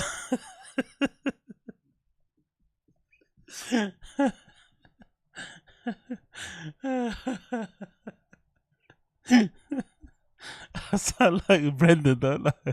That's an Agostinism. That's an Agostinism, isn't it? Happy life, no wife. Happy life, no wife.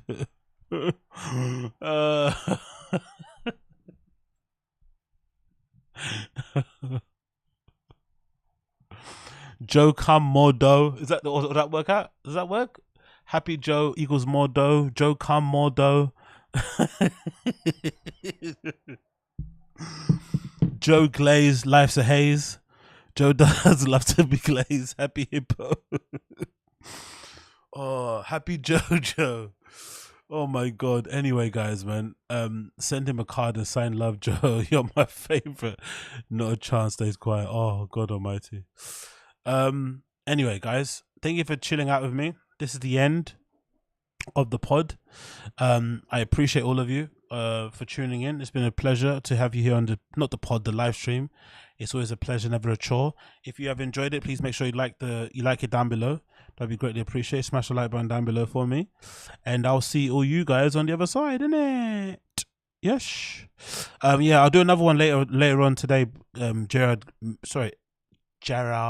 Mellerick. Don't worry, my friend. I'll be back later on today. I just want to do a quick one because I went to cover the stuff going on with Cast Media and Podcast One. That's why I did the quick one today. I did it quite late as well, so don't worry. It was my fault for coming late, so I'll do another one later on today, so you won't miss anything, my friend. But thank you for all of you who did tune in. I appreciate all of you guys and gals in the chat. So make sure if you enjoyed what you saw, please make sure that you smash the like button down for me. That'd be amazing. And that'd be well appreciated. And yeah, man, I'll see all of you guys again soon. But please make sure you like the stream for me. Do me that favor, and that's all I ask, man. But for now, look at me. I'm just gonna smile at Callen when I leave you. Rogan. I do the Rinks eyes. Right? Actually, that might be a bit dicey. I'm not gonna do that again. Anyway, peace.